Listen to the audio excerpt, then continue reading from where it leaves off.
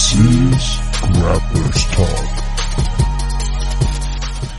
What is up, fans of Grapplers Talk? This is Dave coming at you with another episode each and every week. Wow, I am impressed that we are still going. But thank you to all the fans. We appreciate all the love and support we get. I'm constantly getting some awesome feedback. And man, we're always trying to bring the best guests out and the most interesting people in the scene. And I'm really thrilled. I've been wanting this gentleman on the podcast probably since the inception of the podcast. Like since the very beginning, I've seen this guy around, and he's a very dominant personality in the scene. But one of the main things that I like about this guy is he's always positive and encouraging. And so I wanted to have him on today, get to know him a little bit better. But I'm joined by none other than Chris Vickers, man. What is up, brother? How you doing? What's going on, sir? Thanks for having me on. Yeah, Thanks man. for being patient. I know you've been trying to get me on, but I'm always so busy on the grind. I'm doing so much stuff. But I've always wanted to be on here. And especially ever since you had my brother Ismail on, oh my God, I'd be like, man, I got to get on there. Yeah, that is Ismail, man. He's such a good guy. And man, I've seen him for a few years now, and I've been seeing him work his way up the competition scene. And dude, that guy is a killer. Like everyone needs to watch out for him in the future. Bro, he is so amazing. This kid, he's grown so much from being young as a good competitor, like killing the scene. And I would watch him everywhere, and he would just keep coming to these competitions. I'm like, this kid is everywhere. And then he got older, and then he would start competing in like adult brackets as a young kid, and he was savagely armbarring these guys. And I was like, oh my God, this kid's great. So one day we're chilling and we're watching him. I was like, oh, look, baby, look, here he goes. He's about to go. We're watching him, and this kid throws up a dead orchard. Yeah. Like I'm talking about, so dope. And then later he almost did it again in the gi. Wow. And I was like, this kid's amazing. He like that alone inspired me to start gi. I never did gi. I was like, wow, I bet you I could do dead orchards in the gi a lot. Yeah. That kid's doing them. My wife's like, and then I just started talking to him, and we just became hella cool. And now like that's my guy. He inspires me. He's my coach. He keeps me in the game. Like I'm hunting monsters so bad, especially lately. I'm back at it, like hunting real hard, going through it with my high level anxiety. He keeps me in the game. He's one of the best coaches I've ever had. And he's how old is he now? He's like 20, 21 maybe, getting close to 21. He knows how to work with me and keep my mind focused. I've won matches in tournaments, been winning, and I've had my anxiety so high, I'm like, I can't keep fighting. I need to go home. I don't feel good. And he's like, no, we're fighting. You're fine. Just breathe. And like he would walk me through it step by step and get me back in it. Him and my wife keep me in the game, but he's like really good at it. And we'll get out there, and he'll step by step run me through it. And the next thing you know, I'm just remembering everything I do. He knows my game real well. He's became one of my really good coaches. He's like one of the best corner people I've ever had. Yeah. I don't have corner people a lot. I've done a lot of my game alone. Like that's my wife. Sometimes I'm lucky to have my coach Alex Canders, and sometimes Rich Goodwin will be there with me. These are my two head coaches. But a lot of times it was my wife cornering me, and she would feel like sometimes weird yelling stuff. So yeah. So, but then when Ismail started cornering me, my game just changed. Like my belief in my game has really gone up, and I've been doing a lot better. It's actually lately when he's not around. Yeah. I've been going through some of the craziest anxiety. Yeah. So I really like having him in my corner. It hella helps. He keeps me motivated, and he also gets me to believe in myself. Like it's weird. He like believes in my game. He believes in your game so much you believe in it, right? Yeah, bro. It's crazy. This kid really gets me focused. He's a good kid. He's so helpful. He not only just with me, like he coaches I see him when he goes out and we are doing the monster thing. He's brought so many monster hunters in. Like these kids are on the grind, and they're working on and off the mat. So let's get them involved. I'm like, oh yeah, whoever you want to, they're in. Let them know. Yeah, they're in. Whatever. For sure, man. And something about his personality. He's a real calm, You know, like he has like a piece about him, like something. I was talking to him and he was just so like stoic and, you know, very calm personality. Like, you know, in the heat of battle, like that's sometimes what you need around, especially if you deal with anxiety and different things. You know, it kind of brings you to a center, having somebody like that in your corner or on your side, right? 100%. And he elevates my game doing that. I love it, bro. I love it. I can't say it enough. He's just great. He's a good kid. Yeah, man.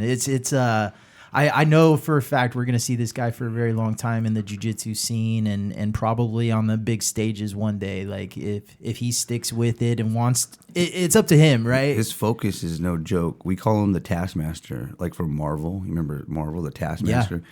Bro, he's been in bad spots multiple times in matches, and he'll just adjust. He makes adjustments. He makes the Taskmaster protocol and adjusts and gets it done. Even if he can't get the finishes he wants or someone's blasting it, he'll like, all right, well, then I'm going to have to win by points. And he'll get up, start smashing and winning by points. And next thing you know, he's back to a submission. He finished by submission in the long run. He'll figure it out, this kid. Yeah. He's just really great. Doesn't seem to like bother him. Me and my wife call him the quiet storm, though. Like this kid stays so focused. He's just in there, hops around a couple times, and then next thing you know, someone's dying. Yeah. Yeah. It's wild because there's not much of a transition for him in the gi and the no gi. I've seen him do grappling X tournaments, and he's done both divisions, and he looks just as dominant either way, right? So his training is very high level. Yeah, he transitions it really well, like, and uses all the tools. Like, I love how he takes stuff that we show him from the 10th Planet System, and he involves it so much into the game of what he already does and switches to his leg locks and transitions to like high guard. He does it real well in the gi, and that's what helped me realize more about doing the rubber guard in the gi. And now I know that rubber guard is literally cheating in the gi. Yeah. Like 100%. You got grips. Yeah, you got crazy grips. And I don't even, and what's crazy is I don't grab the gi. I literally have my coach, Rich Goodwin. He's always yelling, Chris, grab this gi. You have to grab it. Yeah. And like every time I do, a couple times I have grabbed it, I've ended up with crazy things happening to my fingers. But it's like, I'm old and I don't want to break all my fingers now. I'm already got, you know what I mean? But I got to grab that gi. I see what he's doing. He's doing great things. That kid just opens your eyes. Yeah. All areas, I can't say it enough. Yeah, he's impressed me. One of his most impressive matches is the Arte Suave match. He was like for a title fight. He went up against a dominant guy from Redwood City. And I think he trains with Pedro Mink. And, man, it was a back-and-forth matchup. Ismael ended up catching him, I think, with a heel hook at the end. But, dude, it was a good match, man. And at times, Ismael looked like he might lose. Like, he just wasn't in a good position. But, again, like you said, he made those adjustments, made those changes, and ended up on top and winning the match. So he knows how to adjust. He knows how to refocus too so well. That's like one of the things I'm trying to pick up right now from him. Like, because I'll get so lost in trying to like not play my game, but trying to play my game. He's one of the people that try to tell me you have to open your game up more so that way you can get to these 100 dead orchards. You know what I mean? But I lose focus so much. But these guys train with me, so they know. They're like, you have more to this you got to do. So, like, he reminds me of that stuff, and now we're attacking the legs hecka much, and he's got me to realize, oh, I'm just leg locking. Now I'm just leg locking a bunch of guys. Yeah. But it's messing up my dead orchard setup thing, but whatever. I'd rather live more free, and that's what my major goal is, to get back to living free, and he's helping me with that, and that's like so great. I'm like, God, this kid's everywhere. He just don't stop. He's like, just do the other stuff. You know what I mean? Yeah. Very impressive young man. But I want to get into your story, Chris. And, you know, I've seen you around for a few years now in the jiu-jitsu scene. I think I first saw you at an Arte Suave competition. You came out to D-Generation X. And I'm a lifelong WWE fan. And I remember you coming out, and I gave you the X. And that was my first interaction with you, but it was a few years back, maybe around COVID time, maybe right before, but right after, something like that. But it was a while back. But I want to find out a little bit more about you. How'd you get introduced into jiu-jitsu? What was the first place you went? Did somebody recruit you? How did it all begin to be what it is? Let's see. For a while, I was told by someone that I should always be a part of jiu-jitsu, and I would avoid it. I was a young-headed bad, degenerate kid. Like growing up, like I was a piece of shit. I ain't gonna lie. I tell people this. I've grown from a piece of shit to a man. Like it's crazy. But when I first got a hold of jiu-jitsu in my life was when I was in prison, and I had served my sentence. They were about to release me, but they shouldn't have been. And I was like, what's going on? But they were like, you're leaving. And I was like, I shouldn't be. But they were like, you should be. So I was like, I'm leaving. Let's go. Yeah, let's get out of here. So they put me in the intake and all set up to leave and stuff. They give me my stuff that I wasn't allowed to have when it came in the mail and stuff, which would be my wife sending me books and stuff to keep my mind right. One of the books was Eddie Bravo and Joe Rogan's Jiu-Jitsu Unleashed book. Wow. My brother and her made sure I got a hold of a jiu-jitsu book in my life so I'd have something to do. So I'm in the intake. They gave me this bag with all these books and extra stuff. They find out. They go, Vickers, you're not going home. We fucked up. And I was like, I knew. They were like, you still got 84 more days to serve. And I was like, that's what I thought. So they went to take me back in there, which they kind of fucked up. They're not allowed to do that. My lawyer got me out a little early after that because it's like 20 days early. But it was great. I was cool. But I go back to my cell, and they sent me back with all my stuff, the bags. They thought they sent me back. I was like, all right, I took all. They can't take it back now, right? No, they just didn't think to take it back. They just was like, just go back. We're happy you're not upset. And like, I just went back because I was like, I'm fine. And I started reading these books, and then I'm looking at these things, and I'm going over it, and then I just started trying it on guys when I'm in there, like testing it out, like. We didn't even know, like, before. Did you have a lot of willing participants, or how did that work? Guys will do a lot for some soups and ramen and some Snicker bars, a 3-way call to their girlfriend. Right. You know what I mean? Guys will do crazy things. And we had a couple issues on accident. I choked a guy, and I had really no idea what I was doing, but we didn't really know what tapping was. Yeah. So it was, like, weird. I didn't tell you all that stuff in the book. Like, we should make sure you're tapping. I didn't tell you that kind of stuff in this kind of book. It wasn't Eddie Bravo's official book. It was like a Jiu-Jitsu Unleashed. It was some crazy book they put together. Back in the day, the official book was Mastering the Rubber Guard. I remember that was the Bible. I call them the Power Stones. Yeah. There's a blue one, there's a red one, and a green one. Yeah. The Power Stones. Yeah. I obtained them, all 3 of them. They are great. I still to this day use a lot of the Power Stone, the Blue Stone, the original book. People don't even remember a lot of that stuff. Yeah. I see a lot of people doing that stuff. Like Boogie and Gio Martinez, they still use a lot of that stuff. So, like, I've always kept to using that. If they're with it and they know what's up, and I've always loved those guys. Those 2 do great things. They remind anybody who reminds me of my head coach, Alex Kanders. I try to stick around that realm because Alex has always taught me all the funky shit I know. Like, anything that's dope. He's the guy I got it from. Uguay. That's my master Uguay. He showed me the way. He helped me calm and breathe. He taught me that, like, first, like, he taught me that everything, I didn't have to win. Like, you know what I mean? Yeah. Like, I can win, but it doesn't have to be aggressive every time. This is when I was a young belt. And once he taught me stuff like that, I realized he was there to help me. I knew to listen to him. And then he was what I was looking for. He was a part of the piece that I was trying to keep when I got out.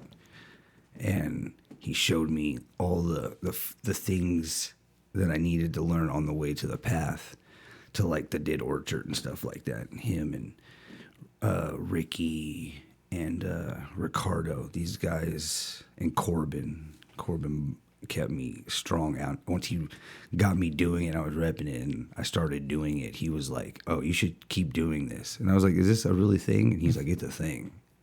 And then my boy Carl, I was going to Worlds, and I was like collecting Dead Orchards at this time. I was like already on, like, I think 15 or something like that. I think I had to get 4. I had to get 4 at Worlds to get 20, and in 2019, I ended up getting 3.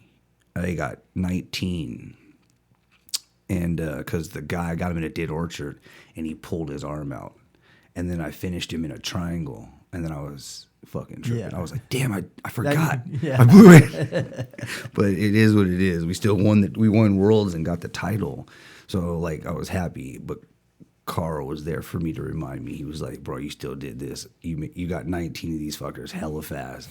You got it at this. You could think of it as like, I got 19 for 2019 because it was the end of the year. Yeah. Right? And I had got 19 within like that year. We did like, and then I was just like, I'm just going to keep going. Fuck it. Because I want to get 20. I got to have 20. And then like the next week after there was a competition and I went and got like 3 more because I was so frustrated. Yeah. I was like so frustrated with myself. But everybody was like happy. Like I got worlds. I made my coach happy. He was like really happy to have a world champion. And that fucking made my life. Like, I was like, oh shit. That's every coach's dream, is to produce, somebody that gets the most out of themselves, but like it really validates your coaching. It just gives you so much pride. Like even a small tournament, dude, like the pride I feel when I see my students succeed in those, like it's better than any competition I've ever won. Bro, that's how, like, when I see guys going out, that I feel great. But when I seen him and he was hella happy, I was like, oh, that's it. I'm this dude's champion. I'm about to fucking win. I'm going to get as many dead orchards so they know that he showed me how to do this. He taught me the way. So then I just couldn't stop. Now I'm trying to get to 100 so that way they'll know and they'll come into his school and train as well as they should so they can get the knowledge. You can get the knowledge of jiu-jitsu and training all these dope moves, but you're going to get the knowledge of helping yourself with like things like anxiety and just trying new things and learning how to go ahead and get your ass whooped because it's going to make you stronger type shit. Because like people will be like wanting to hit these moments and they're like not achieving it because they're afraid to go to that wall. And if you're afraid to go to that wall, you ain't going to know. Yeah. You got to go to that wall and then fall down. Yeah. Like 500 times. Yeah. And then you get it. Sometimes you got to break it down. Like, you know what I mean? Like you have to die in order to live. Yeah. Right? Yeah. And this dude showed me that through jiu-jitsu. He gave me the power and the knowledge of jiu-jitsu, like the right way, not in a book, in a prison. Like I got to train it the right way, learn that you have to slow down, take care of your partners. He taught me the way to show other people the way. That way I could use it for me. Yeah. And I'm like, this is great. So I want to touch on a couple things. You got a lot in that right there, but you had a great mention on the Joe Rogan Experience recently from Eddie Bravo during a Fight Companion podcast.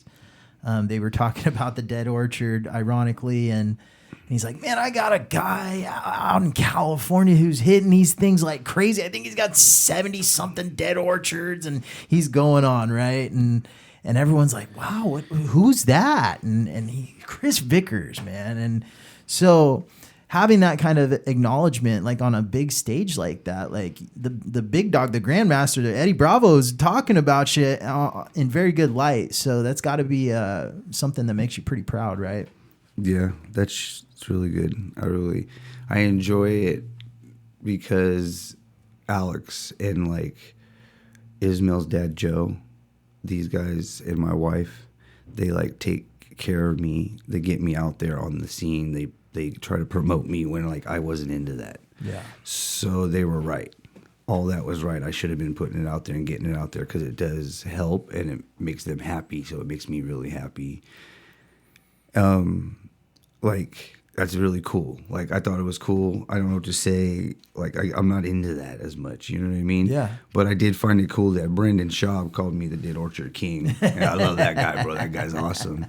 And it was cool that Gordon Ryan was there and was like, oh, that's amazing. Yeah. Like so those like all those things, and Eddie's so excited and happy that he has a motherfucker out there like that because I'm a fucking soldier. Like that's what the fuck I'm doing. You know what I mean? I'm not just holding it down for my dreams and my family and Alex and them. I am holding it down for all of 10P NorCal for sure. All of 10P NorCal, like Sacramento, all the schools, Stockton. I love all of 10P NorCal, but I'm a 10P worldwide guy. Yeah. Like I'm everywhere fighting for all of them. Yeah. Every time I travel, I don't think I'm just fighting for this NorCal, even though I am strong. I'm fighting for all of worldwide 10P fucking NorCal Jiu-Jitsu, period. I love NorCal Jiu-Jitsu. Alpha Male, in Vacaville. Is it Vacaville? Which one? Vacaville? Yeah, I love those guys. Yeah. Or they just actually they're not Alpha Male. No, they're Caesar Gracie, and which is even better because I love them even more. But I love Alpha Male too in SAC, and I love these other schools that I get to visit that help do stuff. Precision. I don't get to visit them so much, but I've competed against a lot of their competitors. I watch the passion that their coaches give.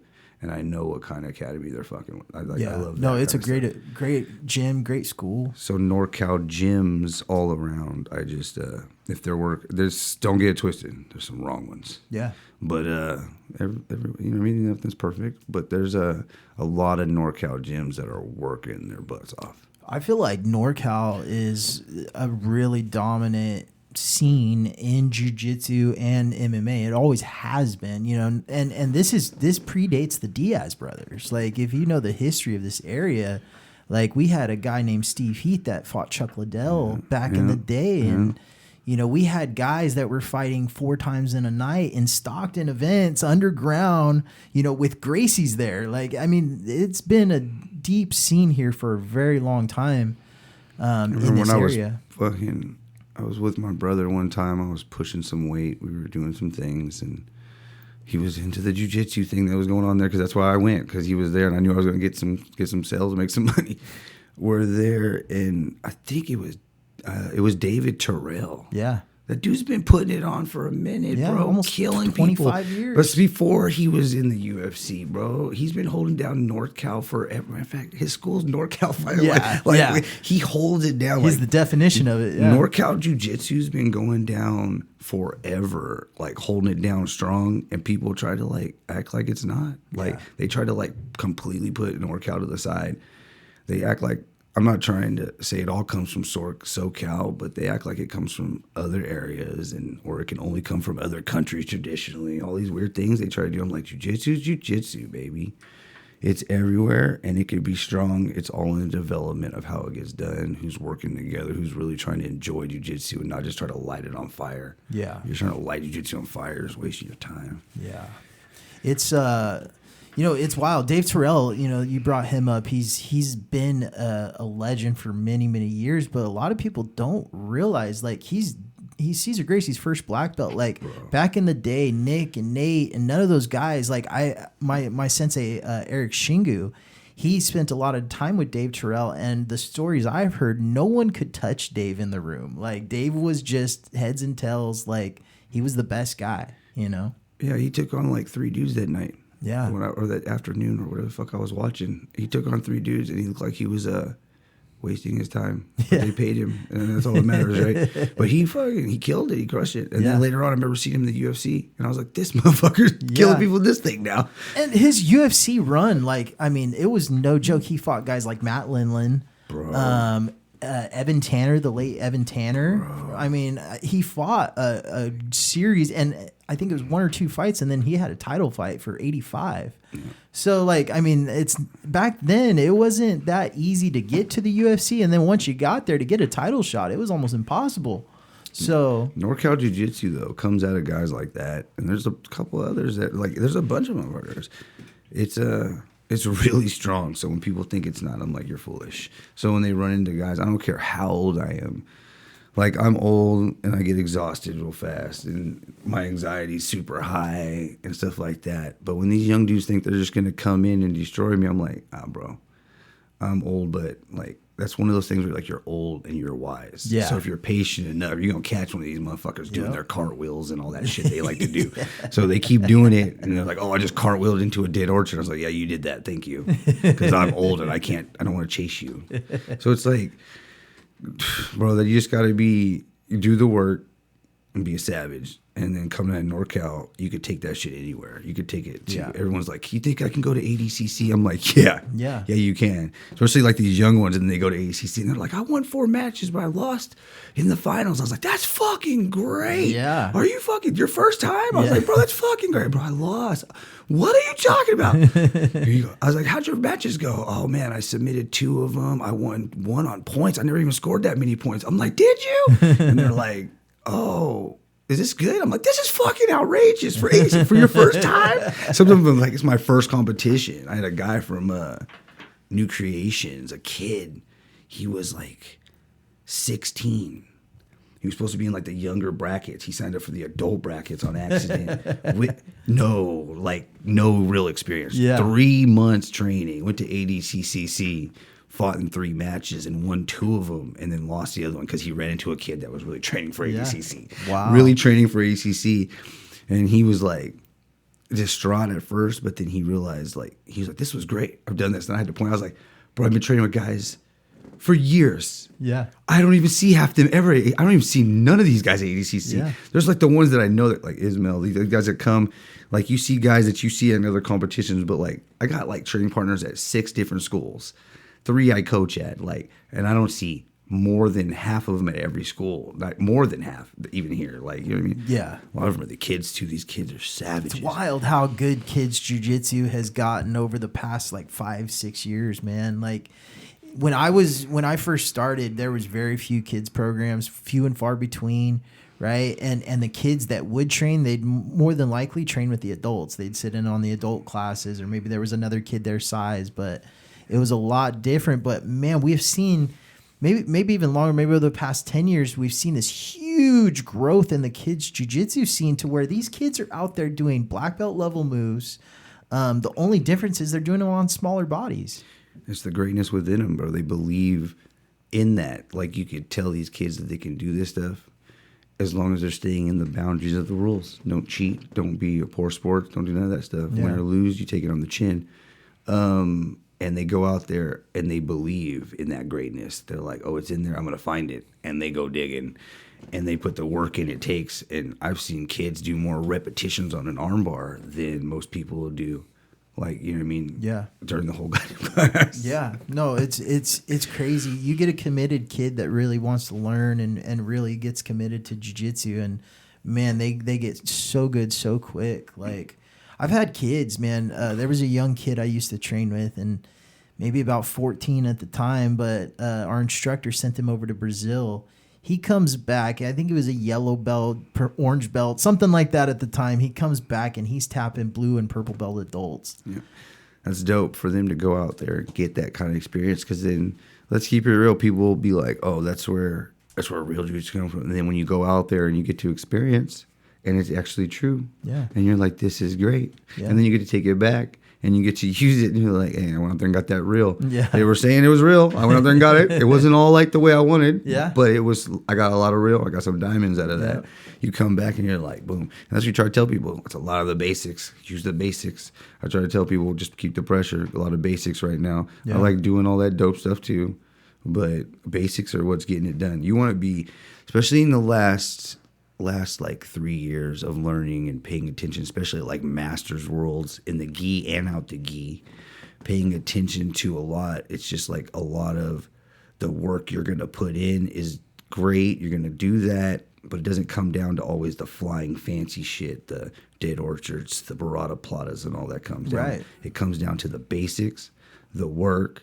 And in the Masters, if you want to become a 16-time world champion, you need to do the basics and do the work and just be comfortable with that. Yeah. And staying firm and holding a guy. Some people be like, you're stalling and all that stuff. I'm like, he's not stalling when it's 8-2. Yeah. And there's 13 seconds left. He's not stalling. He's waiting for the match to win because he won. Yeah. And that guy can't get up for the last 40 seconds. Yeah. Like, that's not stalling. That's called dominance. Yeah.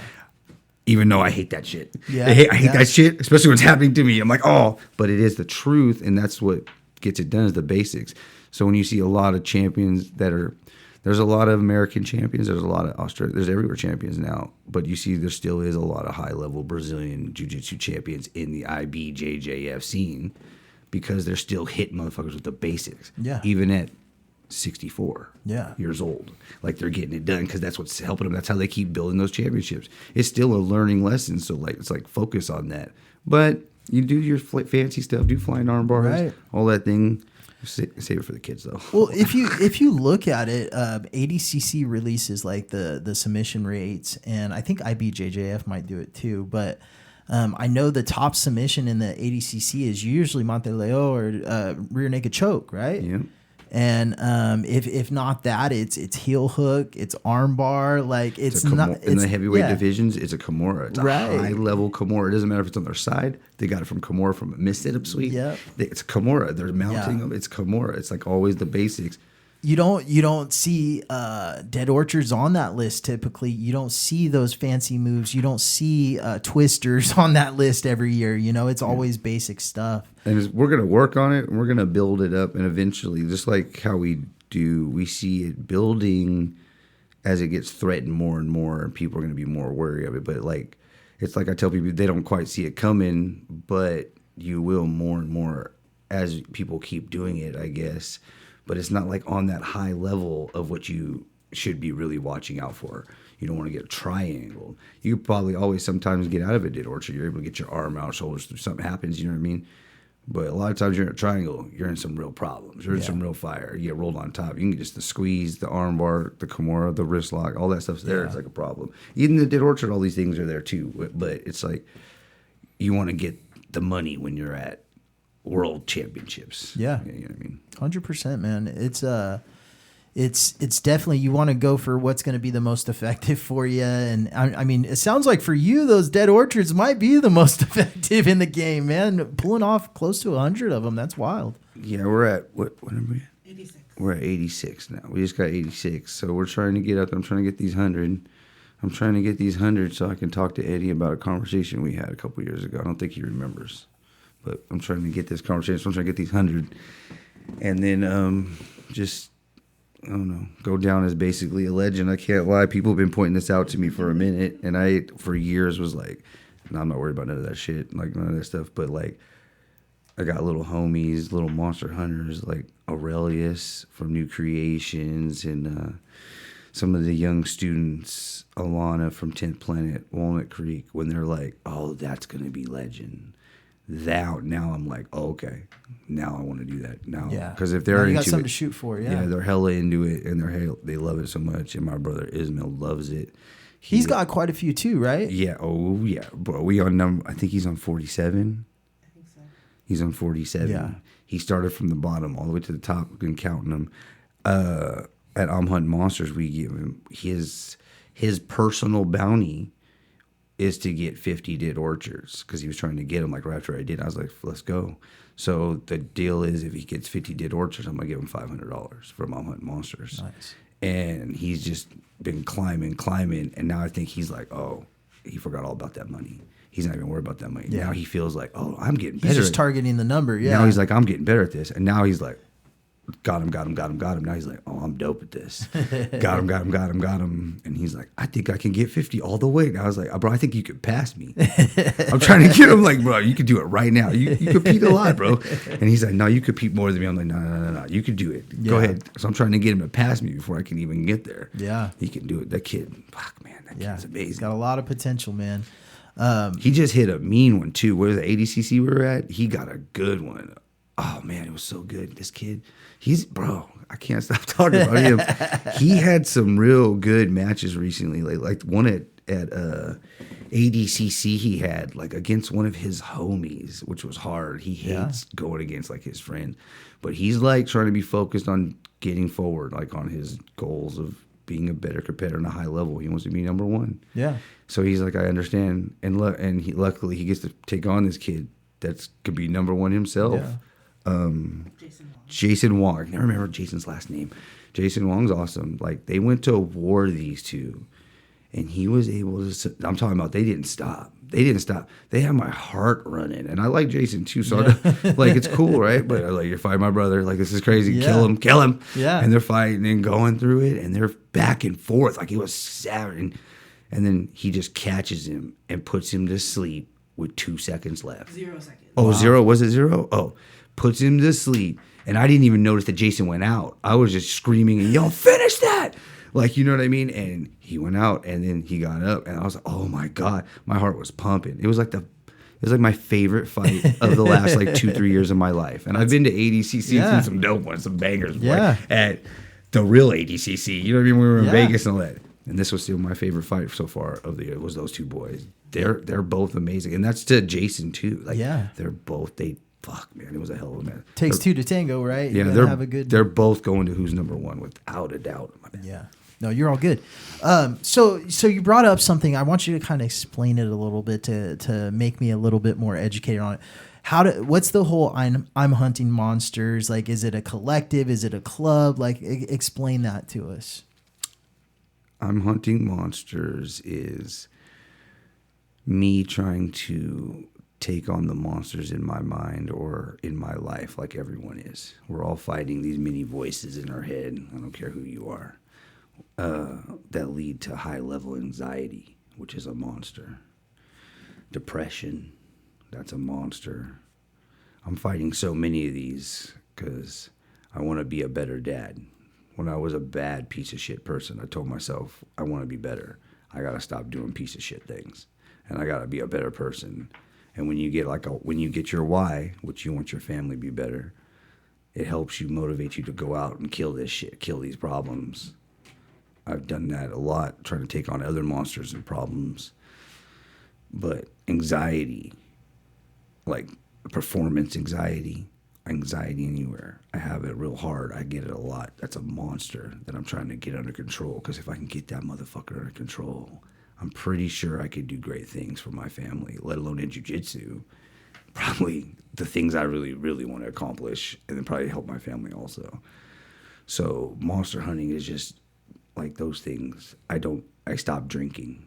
Like those kind of people are like, I need to stop drinking. You're hunting monsters, stop drinking. Once I stopped drinking, when I was younger, I was a dumbass.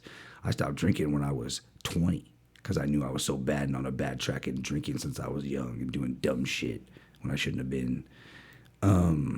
Like these are all monsters that you're hunting. Anybody can be a monster hunter. People ask me, how can I become sponsored? I want to be with Monster Hunters. Is this a club? I guess if you want to look at it like that, whatever you want to call it, it's not a club. It's not like that.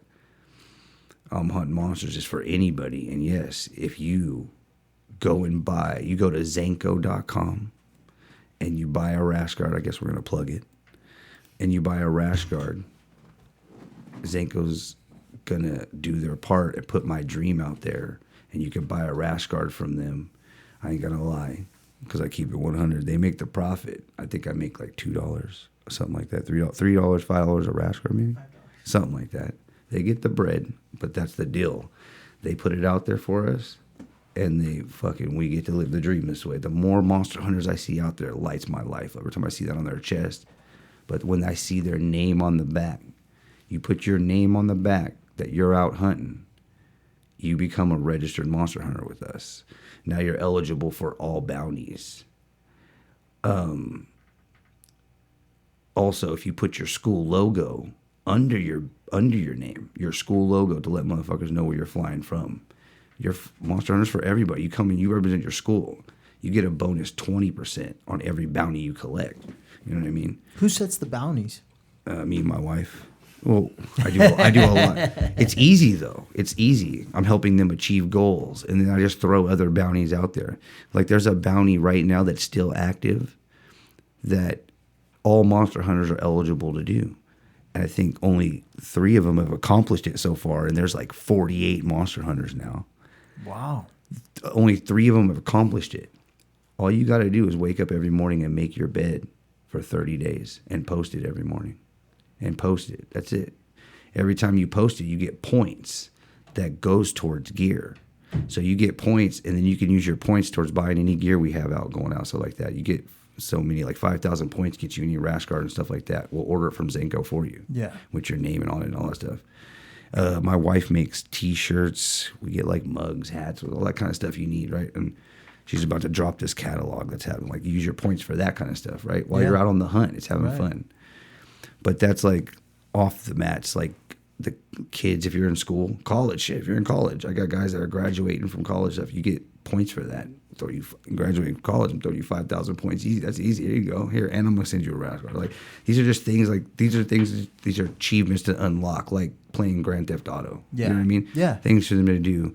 They go on the mats. There's bounties to the 3 arm bar, so you can get any 3 arm bar lock trifecta, and you'll get a cash bounty for that, and you get points.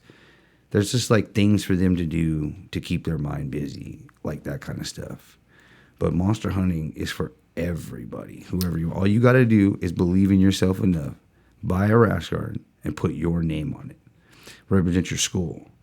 I love those guys that put their school on the back. I love it because they're focused. They're paid attention to what I'm saying. Why not collect an extra 20%? Right. Why not put your school on the back? Yeah. Be proud of it. Yeah, we got Zenko ready to do all that for them, like whenever they're ready. Yeah. So it's like, do that, and yeah.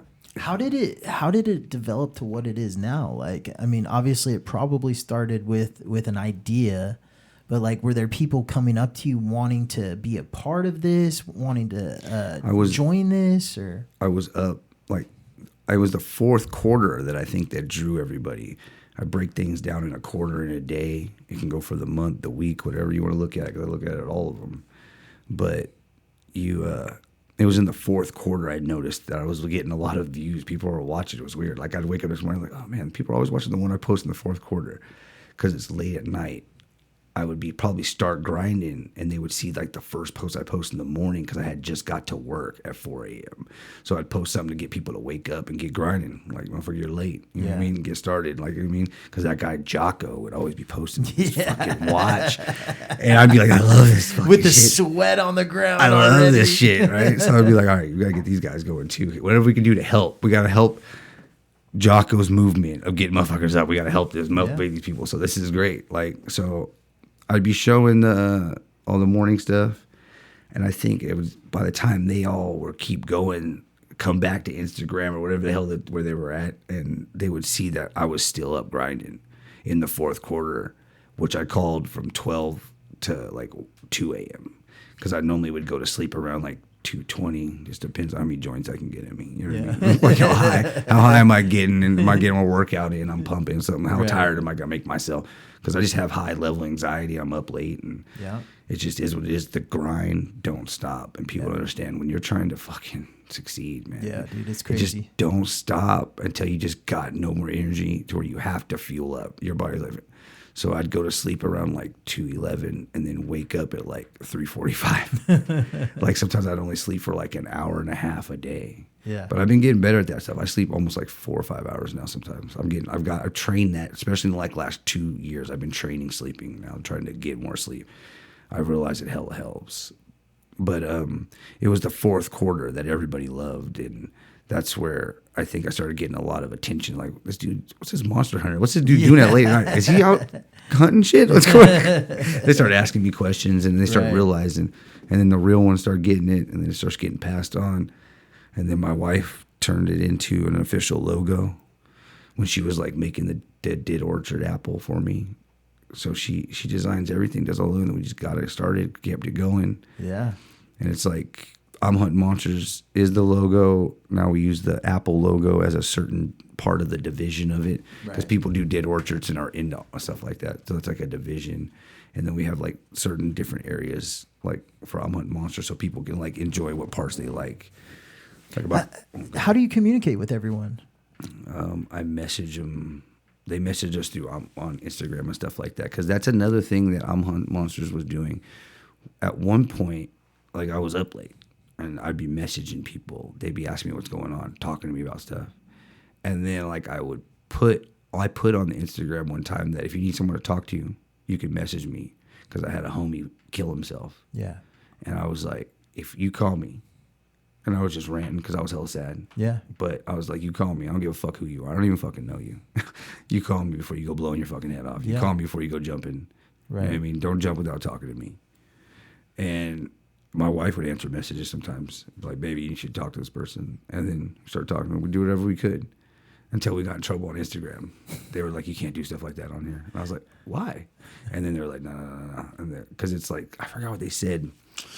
I forgot exactly what they said, but they were like, basically, you got to like call the cops. Yeah. You have you to violated the terms and I violated conditions. something. I was like, I don't want nothing because I'm old. I hate my phone. Right. I don't like Instagram. Like, you know what I mean? I don't like to work these things. I don't even like my phone as is. And I'm like, I don't want to cause a problem. I'm sorry. So I just took that back down off the top so people wouldn't like think that. But I would tell people on the side, like, if you need someone to talk to, message me anytime. Like, I'm at New Creations. I'm at Walnut Creek. A lot of times when I'm in class, I tell people, you ever have a hard time, don't forget to message me. If you can't get me on my fucking Instagram, I'm hunting monsters. And that still goes to this day. Like, if you got a problem, you message me. If I'm there, I can catch it. I'll talk to you. Right. Like, I turn a lot of my notifications off on everything, but I try to keep that on Hunting Monsters Messenger and whatnot. So like, if I got to check it, I got to check it. Yeah, I definitely understand that, man. I lost a couple friends a few years ago.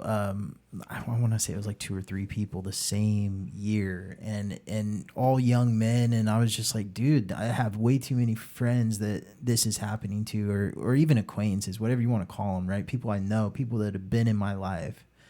And, sometimes it is just a conversation. A lot of people that are in the jiu-jitsu community, we don't talk about this enough, but I've talked to a few high-level people, and, we struggle with mental health. We struggle with anxiety. We struggle with these battles every single day of our lives. And a lot of us use jiu-jitsu as an outlet or use martial arts. It doesn't have to be jiu-jitsu. It could be taekwondo or whatever, Muay Thai. But we use these things as an outlet to find a way to cope with this anxiety, a way to cope with this depression. And not enough of us talk about this. And it's crazy because I want to say it's probably a really high number. I don't know the exact number, but I want to say like 70% of people out there are struggling with something and using jiu-jitsu as a way to escape it or, cope with it. And, we need more people like you, Chris, like that are willing to talk about it and willing to maybe find some common ground with somebody that, that they may not have been able to find before. Yeah. People got to talk about it more. You got to get it out there. I know it's hard. People don't like to talk about it because you're trying to stay stoned. Everyone's like, I'm trying to be a killer. Like, yeah, you're a killer if your mind's open and you're focused. Like, focus makes you a killer, not depression from holding it in and all this kind of stuff that people try to do. Yeah, you got to get out there. You got to do what you got to do for you. But I feel it like sometimes people just like better to the chest. But it definitely does help, like talking about it and letting your mind be free, because the more you hold it in, it's just hard. Yeah, I've had the highest level of the people I love, like the bestest of people, my wife, Alex. Sometimes I just couldn't talk to them, I felt like. And sometimes you got to get it out, because the more it keeps it in, it just builds that shit up. And then you're going to wedge a problem that doesn't even need to be there. Yep. And like, that's even worse. So it's like, you got to definitely talk. Like, it's everybody. It's not just someone that you just met. Or it's like, you got to talk about it. You got to talk about it. Especially if you love them. Yeah. Especially if you love them. Oh my God, talk to them before you drive yourself doing something else. Yeah. Yeah.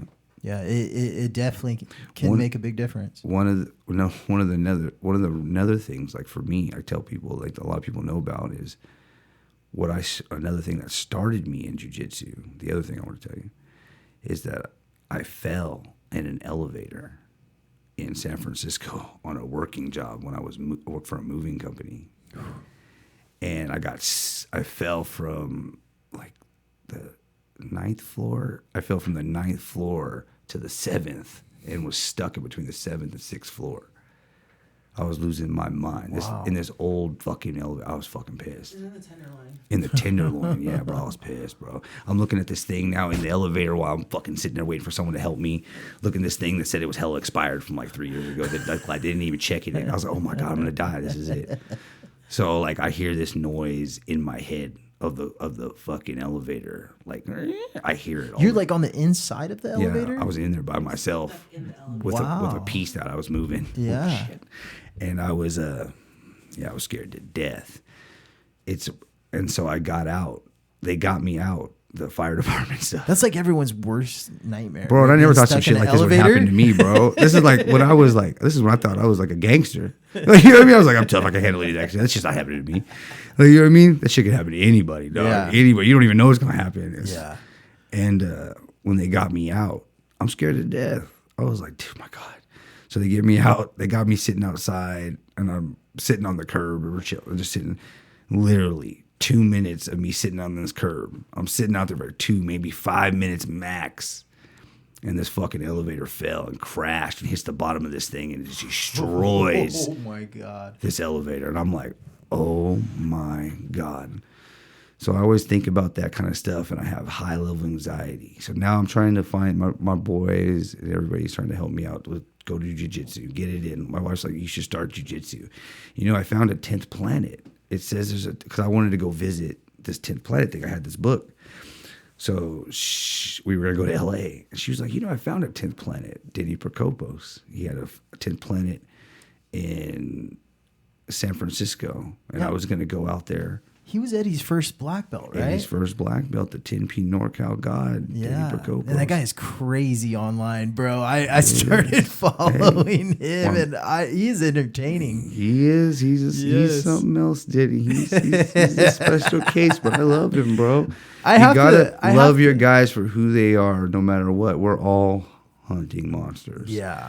And even when we have our issues, we still gotta love him. Hey, he's something else though, man. He's got a personality, but man, he can take some dabs too. Bro, he can clear chambers. That guy. He's a mastermind. That dude's so smart, so intelligent. He may say some crazy things and he may do some antics. But when it comes time to the jiu-jitsu happening, or maybe he sees someone that needs some help, he'll be quick to come over there and he'll start making all the sense.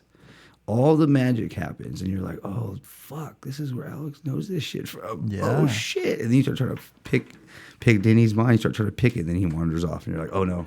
And he goes and starts doing his thing, and you're just like, oh, man, at least I had him. I got some gems out of that. I'm good to go. Because that's the dude. He's the Grand Master, bro. That guy's, it's just he does what he does, and he loses lots of credit and disbelief occurs and all these things.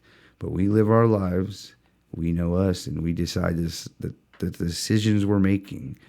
You know what I mean? Yeah. And like I said, I still love this guy. I'm always going to love this guy. He helped make my coach who he is and got me to where I need to be. And when I see him, he always helps me. He always takes good care of me. Yeah. But he is something else. Yeah. He'll be a 10P NorCal God. Yeah. And not have some cracks in your brain. I'm just keeping it real. It's hard. It's hard running a whole universe. Yeah, dude. It's tough, man. Like, and he's got a lot of followers. He's been around in the game. He's got a lot of accolades in the jiu-jitsu scene. So like, I understand though. Like he's having fun with it. You know, he's kind of trolling some people. I'm sure more than a lot of people, but a lot of people, bro. Yeah, he seems like a real fun guy. I don't know him personally, but I have been watching him for a while now. But so talk to me a little bit about how Pride of the Streets was born, because you were doing a lot of Pride of the Streets events. I heard I had a Kirk on from Club Tracy, and he was telling me you had like this Royal Rumble event, and he was telling me the whole breakdown of it. But talk to me a little bit about Pride of the Streets, how it was born and how it developed for a while.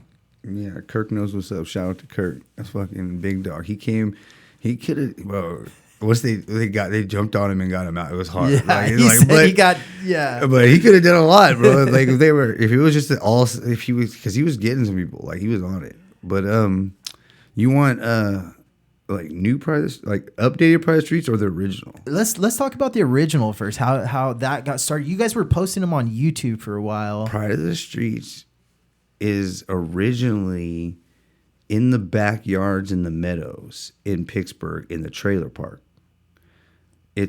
We put up the wooden cage. We built this out of wood we got from like scraps and stuff from like Safeway and all kinds of stuff. And we went and bought a couple pieces. You know what I mean? We built this cage. I got a roll of cage from one of my jobs. We wrapped it. My wife wrapped it. Excuse me. My wife built this cage, zip tied this thing. There's not even a door. Yeah. There's no door. So it's all the way around. Jump in. There's a hole. So you're going in and out through this hole, but that hole's open the whole time. There's a ref standing there. Your 2 cornermen are there to stop you stay in. It's crazy. This is for MMA. Yeah. We're doing MMA. There was jiu-jitsu matches, but it wasn't like that. It was like one jiu-jitsu match. It was different. Yeah. 2010. We had some of the craziest scraps. You go back and watch those. Yeah. Those will change your life. Are they on YouTube? Yes. Okay. The same channel. Bro, some of the greatest scraps ever. A guy was getting north-south choked. The guy was there, walked his feet on the cage and walked and flipped all the way over. Almost broke his neck. Got up, ended up on top, started punching this dude in the face. These 2 big girls, like 290, and they were banging 290, 260, like in there in those realms. They were banging. This one girl judo throws this one girl. They have no idea what they're doing. One's from the park and one's from like somewhere else, but she moved, but they went to high school together. Both these girls are in high school. They were in high school, like seniors. About to go to their senior dance because they went to their senior dance. One of them's got a black eye. It's crazy, bro, in the picture. But these two ladies went to war, hating each other. Their families are there throwing beers, like it's crazy. This is trailer park warfare. I'm talking about the trailer parks are tight. You ever seen one of those? How they're tight together? Oh, yeah. Now imagine fitting 180 people in between one of those things. Yeah.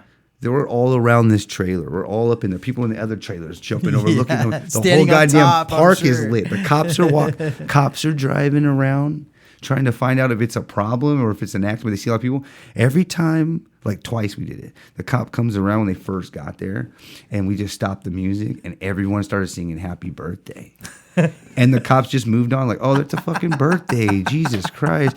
And so they didn't come back till like right when the event was ending. Oh, and then they perfect. realized, oh, this is no damn birthday. Yeah. And they stayed there. Like, it was great. Yeah. But these two girls are banging it out, punching each other. I'm talking about beating the hell out of each other. And then this one girl judo throws this girl so hard, the whole damn ring shake. I thought the cage was going to break. Yeah. And then that girl was just down. And then she just lit her up with like 20 punches to the face. Wow. Imagine it. It was so great. The MMA days were wild. I'm talking about Wild West. It was hilarious. We were just trying to live free. Yeah. And I didn't care then. Like, you know what I mean? Yeah. And I hadn't gotten into jiu-jitsu yet. Like, this is when I was doing MMA and I had got out of jail and I was making money in there fighting. So I was like, if I could come out here, someone picked me up out here and gave me a couple MMA fights and made some money off me. And I was real cool with him for a while. But then when I got submitted by a guy named Taylor. I forget his name. Little small, awesome guy. I love him. He's out in Vegas now running his own squad. I always forget everybody's last name. I butcher everybody's last name. He choked me up with the guillotine, and then I stopped my winning streak. I was like knocking guys out, and I was just like scrapping because I'm fighting. Trying to make it. I'm just trying to fight, bro. Yeah. I need money. They promised me $250 if I knock these guys out that time. So I was like, okay, boom, boom, boom, boom. Kept knocking them out. They're like, now you got a record. Yeah. You're 7-0. We're gonna put you against this other guy. He's a young scrapper. I put him against. I'm going to go against him at some show at his school, like at the Gracie Fighter in Antioch when it was there at the time. And I went to move in on him. I was like, I'm just going to move in on this little dude and light him up with some knees because it's like my new thing. I had just learned knees. Yeah. And everyone was like, this is crazy. You can do this like this, and you don't even really have real training. Yeah. So I was like, all right. So I was like, I'm going to keep doing this. I was training for like weeks. I went to go light him up. He ducked under. I went to swing a punch. Something happened. He like underhooked me and then shucked me into a guillotine. I went to push him against the ropes into the corner. He put me in a guillotine, my head sticking outside the ropes. Next thing you know, I'm going dark. Yeah. I'm going dark. Yeah. I started to go out.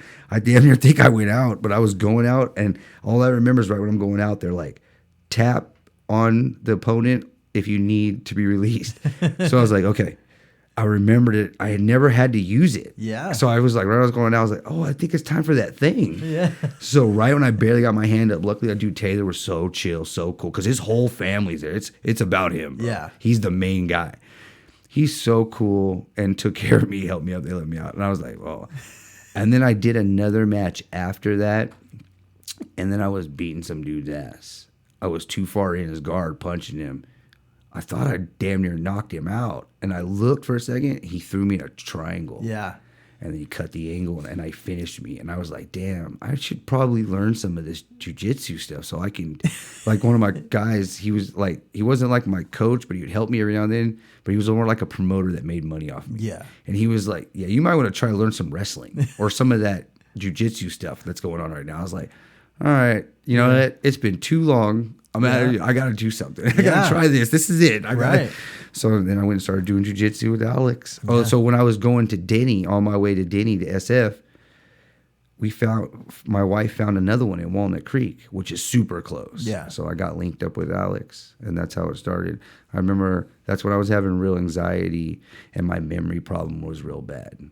People say you lose your memory to weed, but I don't give a fuck because I smoke a massive amount of weed.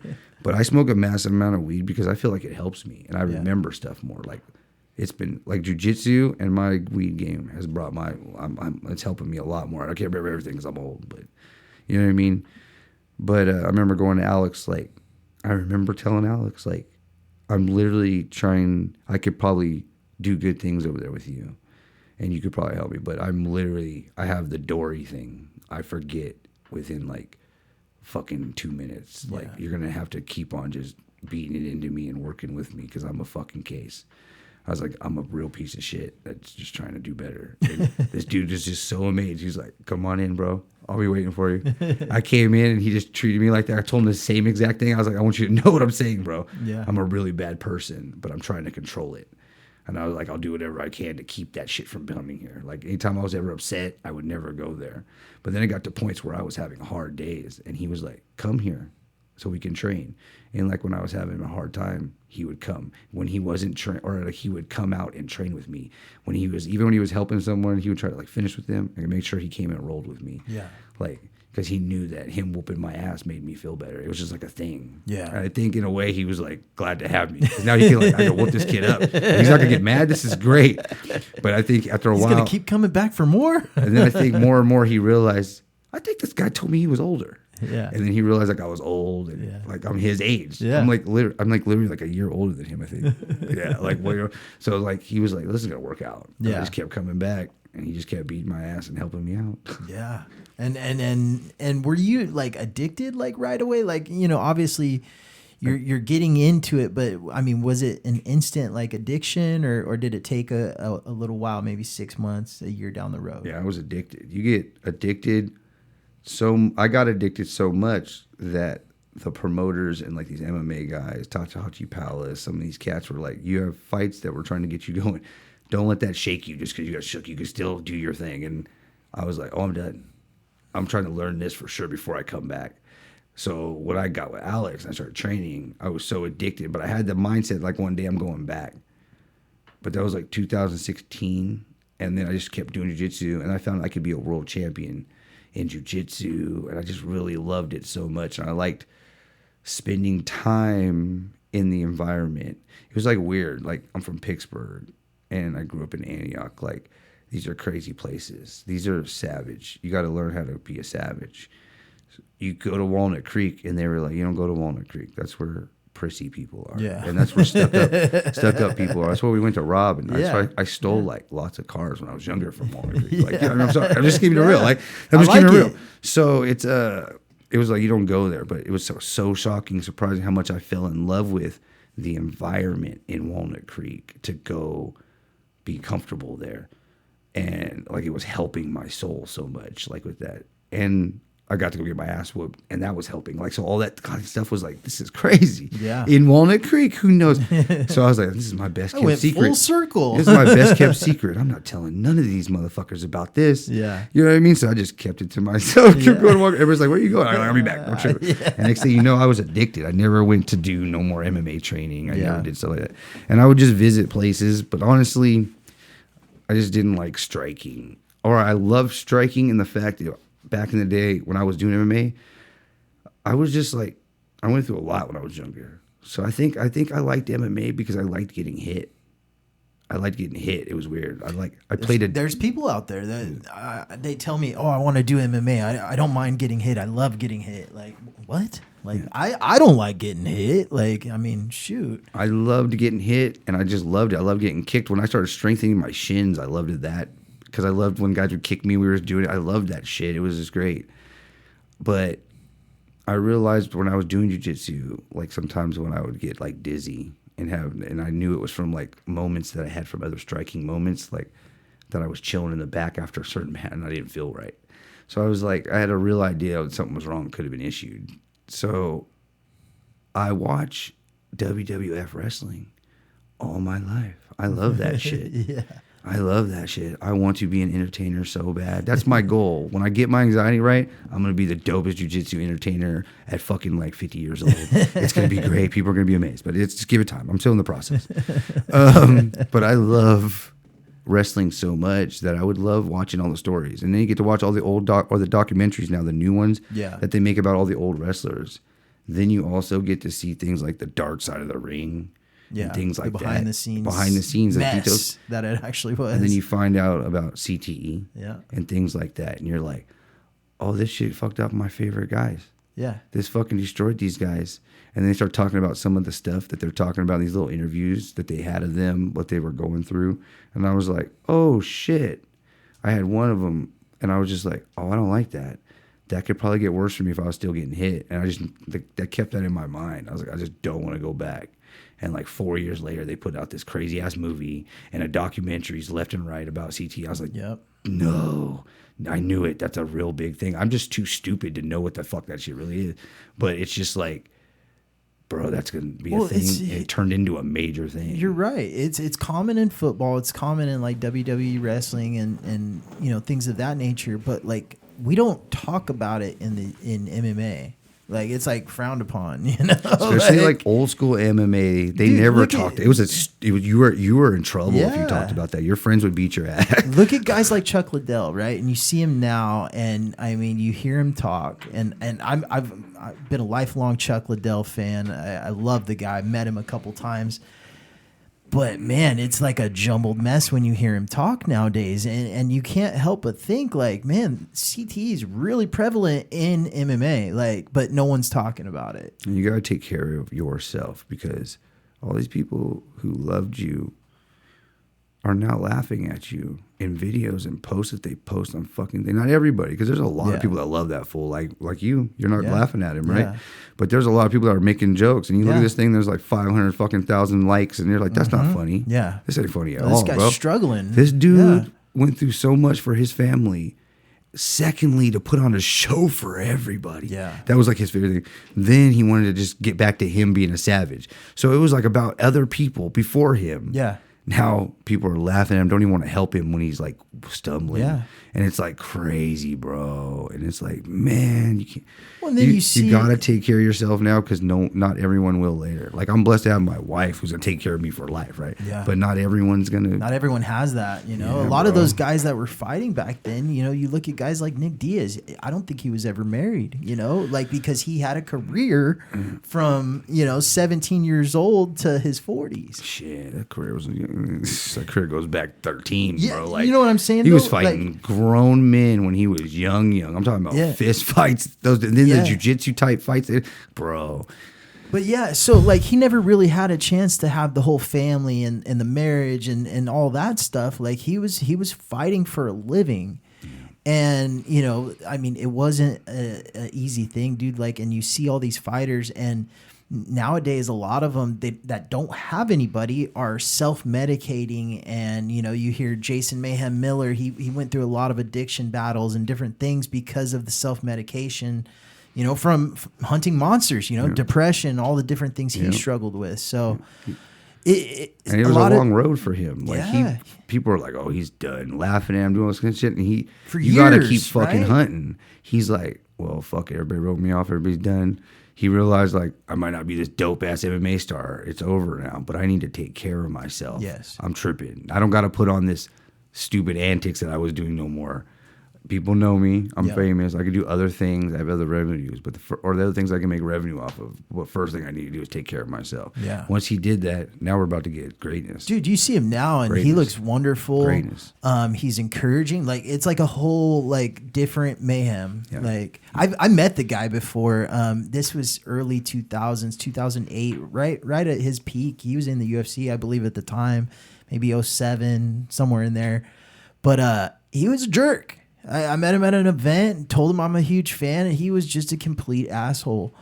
And, you know, obviously, I remember, because afterwards we went to an after party. Chuck Liddell was there. Mayhem Miller was there. Chuck went inside. He's doing like autograph signings and stuff like that. I believe the after party was at a bar.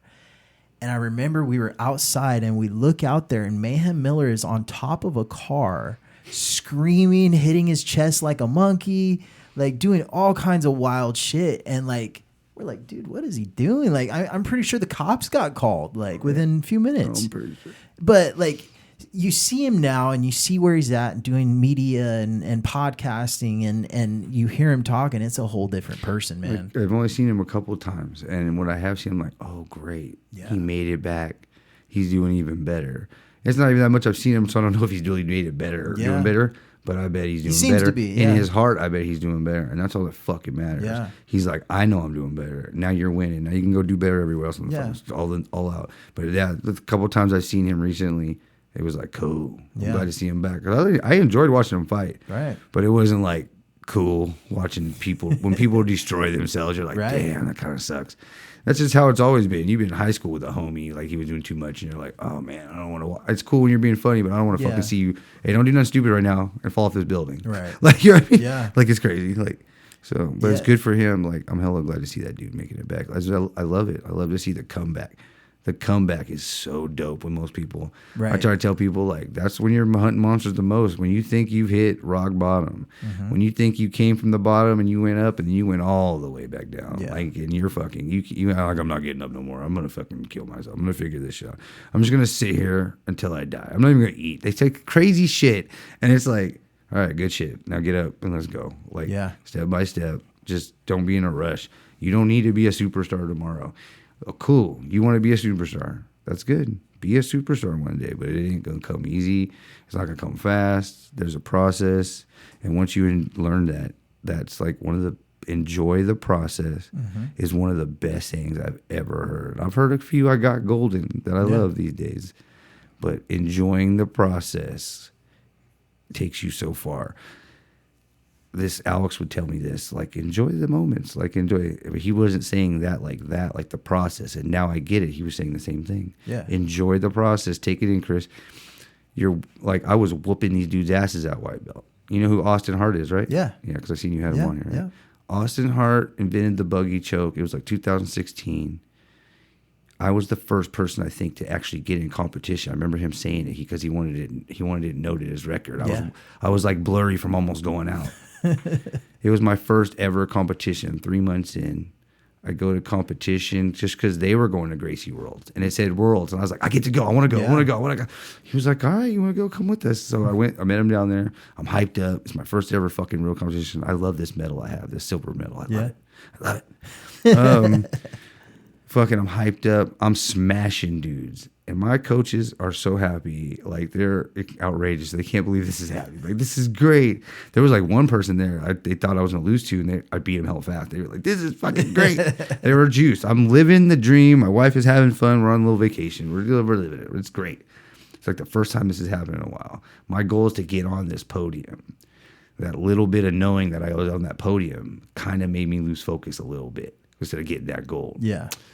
But I'm cocky as fuck, and I'm like, I'm going to smash this fucker up. They're like, don't go into a side guard. He comes and visits us. When you go to side control, he plays guard from there. He does this thing he calls the buggy choke. I was like, I don't give a fuck what he's doing. I'm going to fucking smash his soul. Like I smashed the rest of those guys. And two of my teammates are like, yeah, go do it. Fuck it. Just go do it. Alex is like, listen, do it from not side control. Yeah. Anywhere but side control. This match is bullshitting. They're taking a while. Like, I'm getting cold, but like, I'm ready. I'm fired up. The whole 20 minutes waiting, Alex is trying to tell me, look, anything but side control. We practiced stuff. I did a couple things. I went to side. He said, no. Like, he's keeping me focused. I go out there. I'm smashing this fool up. And I go to side control. And I'm about to, like, I'll just smash him here. I need a breath for 1 second so I can go to mount. And I'm going to get him. I'm arm triangle him. He's out of here. I go to side control. He whipped that shit up. Yeah. I didn't know what was happening, but I thought I was fine. I was like, I'm fine. This is good. This isn't even tight. There's a minute, 20 seconds left. Next thing you know, I'm going out. It's another one of these moments. I'm like, oh, I remember this feeling. Yeah. And I was just out. And I was going, and I tapped, and he caught me with it. He caught me in the first ever buggy choke. Yeah, like, that's very cool. And these are all learning lessons. Yeah. I don't know. I forgot how we got to this, but like these are all learning lessons, and this is the process. Alex, that's it. Alex was trying to teach me, like, enjoy it, Chris. Don't take it all sad because you got buggy choke. Yeah. Like, you're in this. Take that moment. Your yeah. growth. You've done so much in 3 months, and I had no idea what the fuck he was talking about. Yeah. All I knew is like the goals I had, and I didn't understand them. I knew things that I wanted to do. I knew I was like, you're cocky in your way of like, I'm doing better. I'm not such a piece of shit. My life's getting better. I got kids. I'm doing things. So you're like cocking these weird ways. I'm smacked. Like, it's like, but you're still not understanding all of what certain people are saying. Like, I'm learning from Alex. Before I came to him, I was learning life under like Zig Ziglar and Eric Thomas and my favorite, the best of all time, Tony Robbins. Nah. Tony's cool though. Tony's cool. I like Tony. That's for you young cats. Or not, you're kind of my age. You know what's up. But Tony's good though. Tony's good. But Les Brown. Yeah. Les Brown will change your life. Change your life. You listen to Les, which a lot of people don't even know who he is, and he's kind of older. He's on his way, but like you were all living life. He's still living. He's still doing motivational speeches. Actually, what am I saying? Man, his greatness. But like people go back and you watch him, especially his younger stuff. I still watch it. Yeah. It gets me back in the game. Like right now, I'm back watching him right now. Him and Eric Thomas hard right now because I need them to help save my life. My wife can't do it all on her own right now. I need them to save me right now to get me back, my mind back. I've been breaking hard. My mind's been fucked up. I did an MRI, and the machine noise a couple months ago has had my mind fucked. I hear that elevator. Yeah. So I'm tripped out, and I've been doing jiu-jitsu more to try to, I'm not getting it in the way I want to. Like, I'm opening a new gym. I'm doing so much. I'm coaching. Like, I'm sad I miss warm-ups at Walnut Creek a lot. Like, it makes me sad. People don't understand. They're like, Chris comes late sometimes or like that because I'm a black belt. I get to now, but it makes me sad. Like, the warm-up saved me a lot. Like, but, fuck, I forgot what was that. That's that pothead shit. But, like, I'm just doing so much. I'm just trying to keep on the grind. But I hear that noise back. And now it's fucking broke me and fucked me up. I got it. It fucking broke my mind a little bit. So I've been having a hard time. I just had to go out to not Las Vegas. Where did we go? Reno. We went to Reno. All the lights are all the same. Oh yeah, Summit Sub-Series. Sub-Series. Shout out to them. They took really good care of me. I was having a fucking hard time, like before my match and after my match. They got me a really good, nice gentleman to fight. It wasn't even the guy. It was just like I was having a hard time before I got there. My anxiety was up with my life, with things in my life. Then we drove there. My wife drove because I was just there, and the ride was so uncomfortable. It was weird. I just hate being in a car long. After you've sat in a prison cell for years, like I sit in a car so long, I got bad anxiety. Everything's up right now. I just feel weird. I could get there. I'm trying to walk around. We were in this nice brewery, but we were in the back in this bar area that's kind of small. Yeah. And they packed the house, boy. They did their thing. They packed that house. You had to go. It was a lot. Good shout out to them. They doing good. But there's just so many people. There was none for nobody to sit. Yeah. And it was just like high level. My anxiety couldn't get to come down. I'm like having a breakdown.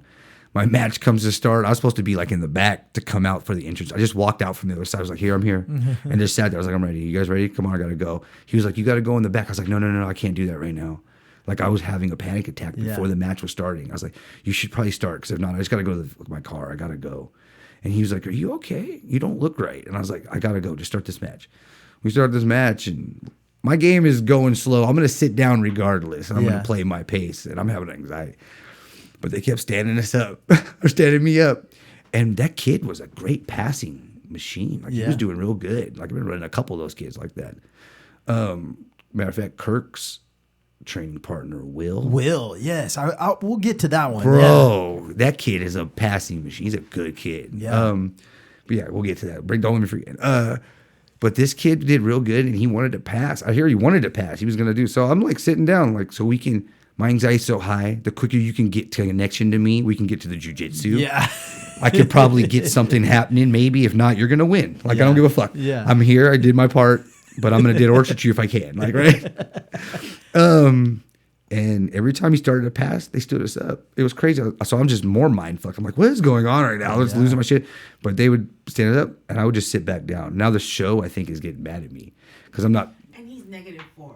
Oh, I'm -4 when we started overtime. Yeah. So. Wait, how are you getting points taken? You get the points don't start till overtime starts. And if you get all these negatives, they go into overtime. So I'm -4. The match starts. As soon as they start, I sat down. Oh, boy. the whole goddamn Autos team is mad at me now because they're all Autos, I guess. And I was like, oh no.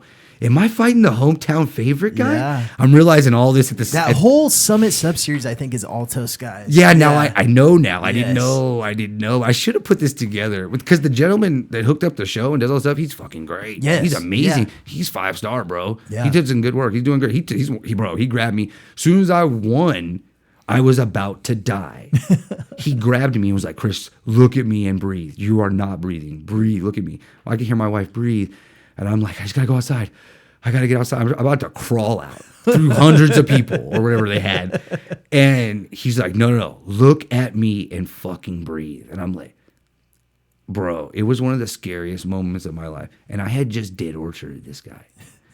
Bro, when I popped his arm, I thought I broke his arm. Yeah. It made my anxiety go even higher Oh that I my broke his arm. Because he was such a nice guy. Yeah. He was such a nice guy. You're not trying to I'm not trying to hurt this fucking guy. hurt nobody. Yeah. But I was like, bro, the only way out right now is if they know I won and you're in here. And he was in the dead orchard for a minute and everyone's like, what's he doing? And I couldn't breathe to finish him. Yeah. I couldn't even finish him. I went for his arm too fast. He almost got out. I was like, oh my God, I'm fucking up now. So I had to like stop, compose myself. And I finally was able to get like a little bit of the noise to stop because they're playing music. People are yelling. There's a lady and her husband yelling at me that they wanted me dead. This lady's yelling. Fuck that guy with purple hair. We don't fucking like purple. Kill him now.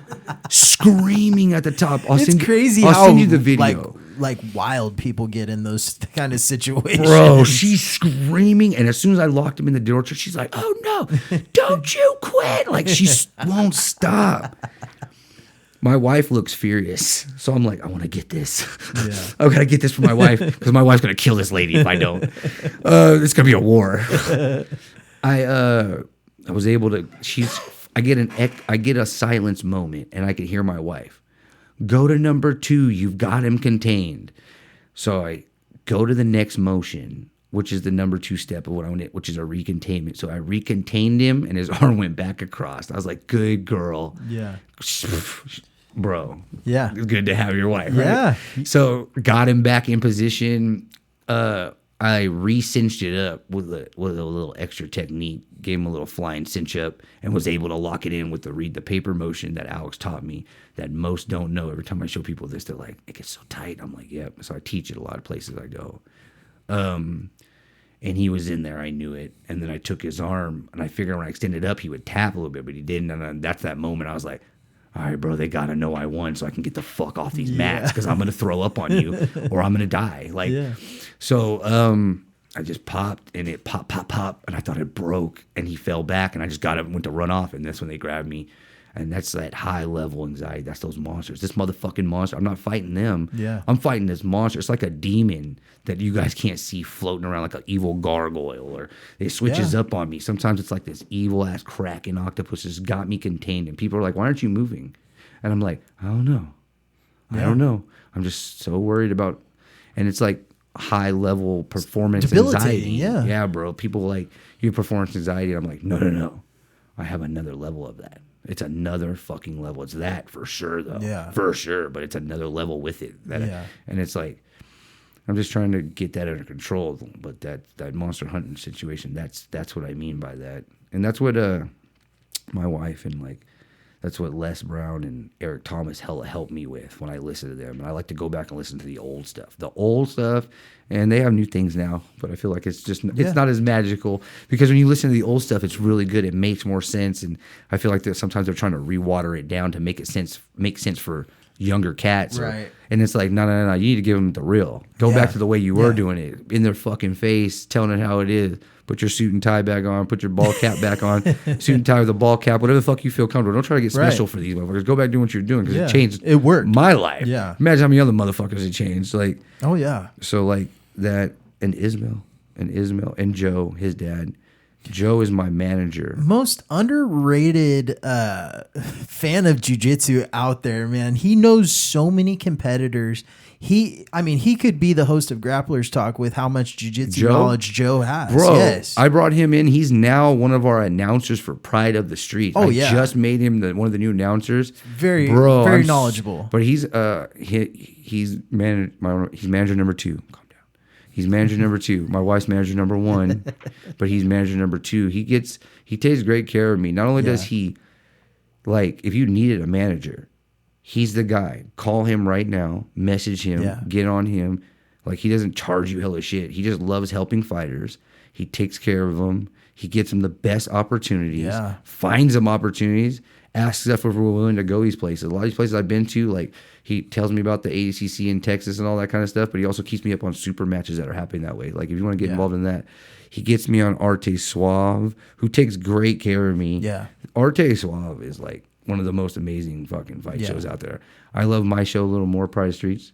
I'm just a little biased, right? A little biased because it has a lot of hard work done from my wife.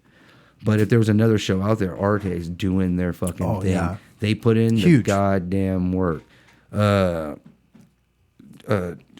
Alfredo and his wife have been in the game for a minute, putting it on for us for NorCal, getting us all opportunities, and they got us onto other shows and stuff like that. Dawn right now took over doing, I don't know if he's taken over, but he's helped out. He feels like he's always messaging me good stuff, asking me until see if I can get in these matches. He's always trying to get me these gi matches. But and I gotta tell him no, because I took some time off from being involved in gi, because I'm not really a gi guy, but I like to throw my 10th Planet style in there with the gi, and my new creation coach has been helping me learn these things, and like I'm mixing it in. But I took some time off after Worlds last time because my fingers are all messed up. I had to learn that you have to get used to that shit. Yeah, it's takes, yeah. So now I haven't been back to a lot of classes yet, but I'm pretty sure I will be after next week when I get my ass whooped at IBJJF because I'll be returning to the gi game at IBJJF next week on the 4th. Like, I'm just now getting back into it, so I'll probably be trying to get a match with Don. I'll probably be like, okay, I'm back. So he gets me matches that I would never get against other guys. Don gets the shit done in gi or no gi. So I'm pretty sure in gi, I'll get to fight some of the most amazing guys, if not out of NorCal. But he always, anytime he's ever sent me a name, I'm like, this is great. I wish I could, but my gi experience isn't on their level, and you're just going to disrespect those guys. Yeah. And then some of them, he'll send me some other guys, they're young, and I'm like, oh, fuck, okay. My gi experience is not ready for those young motherfuckers. I was like, just let me get back to it. So he's been waiting for me, and I appreciate him. So, but once I get back doing IBJJF and then just get a couple classes, hopefully he'll help me up, and then I'll be back doing the gi.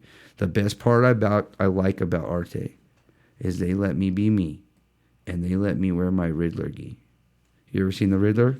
I've seen the rash guards. I don't think I've seen a gi. I have the rash guards. I'm the 10P Riddler. They called me back in the day. Like I love it, right? I brought it because I brought the 10P style in the gi. So I was bringing it to my super fight. So I was like, fuck it. My wife made me this gi. I came home one day. You should see me running around. I feel like a kid in pajamas on Christmas. I'm running around. I'm eating at the table. I'm like, look at this gi, boy. I don't get no better than this shit. Fucking custom. No one's got this shit. Yeah. When I got there, everybody was like, this shit is amazing. I was like, so I get in there. I do my fight in Arte. They allow you to heel hook in the gi. Yes. That's my favorite thing about Arte Suave is all submissions are legal in brown and black belt in the gi. It is mine now, too. After I did it is when I liked it. Not when I submitted the guy, but when I found out what's that thing called? What? That thing that was all on when they did the Riddler, the Reddit? The Reddit? I think it's Reddit. My bad. I'm hella old. I don't know. It's like Reddit? A forum? Yeah, the Reddit. Bro, there was like this thing with thousands of people so mad that I heel hooked a guy in a gi. Oh. And that I was wearing a green gi. They were all so upset. So many people. I'm talking about like thousands, bro. If you go back and look for that thing and then click it, and this says like 10,000 people. Yeah. There was like 9,000 comments. Everyone had something to say. And they were like, this is so untraditional. This is so disrespectful. There's like half and half. People are like, this is the greatest fucking thing ever. Yeah. This is lit. I was like, this, bro. And I'm just living free. Yeah. And I just love to get out there and put on a show. That's all that matters, right? So in this case, I was winning. Is there really like a huge difference in getting heel hooked in a gi or not gi? Like you have to get out of the heel hook regardless, right? It doesn't matter if you got pants or shorts on. If you get heel hooked in the gi, it sucks because it does get tight, but it gets tight on the escape, I think, part. Yeah. You're just upset because it's so tight on harder your to escape. fucking. You can't. It's harder to escape. Do a little more work or get better at it. Yeah. Because it sucks. It sucks. Tap, motherfucker. Yeah. I tap. It happens. But if for all the ones that cry about it, I'm like, you're crying about it now. I'll fuck you up in that no-gi. Yeah. Put that no-gi on. I'll really heel hook you then. Yeah. I think it really fucking hurts then. Trust Right. me. And take it from my experience of me knowing. I've been tapped in both because when I'm at New Creations and I'm doing gi with people, I teach them to do gi or teach them to do heel hooks. And they're like, oh, we're not supposed to be doing that here. And Rich allows them at New Creations, but people come on Sundays and they visit, but they're not allowed to do it at their gyms. Yeah. And I'm like, well, if you want to, whenever time you roll with me, you feel free. You test it out, test the waters, get it in. So now people literally come visit at the New Creations in the gi, and they get to test out their heel hooks. And Yeah. they love that shit. It's like, why not test it Yeah. out? Just don't do it when you can't. Yeah. You're fucking a brown belt now. Act like it. Yeah. Know the difference from when you go competition. You can't do things. Yeah. And your moment will come. You're actually a brown belt. Hit up Arte. They allow you to Yeah. get down. They allow you to live free, baby. So shout out to them. They let you do your thing. Yeah. And that's all I was doing. And I got to put on a show. Yeah. And I got to get a 50-50 reaction. I love that shit. A 50-50 reaction is great. Yeah. You want to have your haters and people happy with it. Yeah. I mean, you can get all the When love. you could get That's some great, too. booze in there too, you're turning the crowd. You know, Yeah. you're the heel. I bet, right? bet they buy that T-shirt, boy. Yeah. They bought Stone Cold Steve Austin's T-shirt, and they still buy that Yeah. shit. It's the number one selling they shirt. bought it when they hated him. They bought it when they loved him. Yeah. Like, them motherfucker. NWO shirts. Yeah. You know what I'm talking about? Yeah, I still got it. I still got like 2 of those motherfuckers. But yeah, so let's back up a little bit. Let's talk about that Piranha match. Will Alexander's been on the show before. He's a great athlete, great competitor. You having that match with him, I watched the match live on I think Instagram or YouTube or something along those lines. It was kind of a slower match. You guys had varying styles. Like he was looking to pass while you were looking to set up things from your guard, and then the match really changed when there was like an inadvertent elbow or some sort of stoppage of some sort. Probably an eye poke. Is that Boy, what it I get was? fucking poked in the eye so much. I'm so tired of this shit. But I've learned to grow, and I'm like a master of that shit now. I've been eye poked so much. It sucks. And I've had it happen. People be like, it's nothing. But it's fucking something. And now, like, you see other people going through it, and now they're starting to realize, oh, then maybe that's serious. Motherfucker, I've been saying that for years. I've got multiple videos of me getting eye poked. I fought through. Like, it's crazy. But in this case, it was accidental 100%. Yeah. He didn't even do it. I did it. I fucking poked myself. I was hot. I poked him. So he got poked. And then in a movement, I poked my fucking self. I was hot, bro. So, like, I'm fucked up, like, a little bit. So they gave a second. But Did they stop the clock during that like it was kind of intermission? I'm not because trying it to seemed hate. like I like it went Piranha. really quick. I love these guys. They're doing a great job. They're just getting started. They're doing their thing. But what they do need to do is lock down a solid rule set. Get it set, control the way they need to. And then the rest of their production is great because they tell the fighters what to do. They get it done. They make them come out. They do the production right. Everybody's ready to go. The judges, everything was good. That stuff was good. But it was kind of weird on like the rules. It was kind of weird misunderstanding. Like you could do massive cage control because we were in a cage. Yeah. And you could take them down, throw a dude on his face 4 times, and still lose this match because they're not counting it. That's crazy. Yeah. If you got a cage, you count all that. Aggressive control and all that kind of stuff they count everywhere else. You should definitely be counting that. This match, 100%, I lost. I lost this match. But The refs gave it to you, right? they Or gave it to gave me you the because decision? now the only way you can win is on submission, by submission, ref's decision, or most attempts. That's how the refs are going to decide it.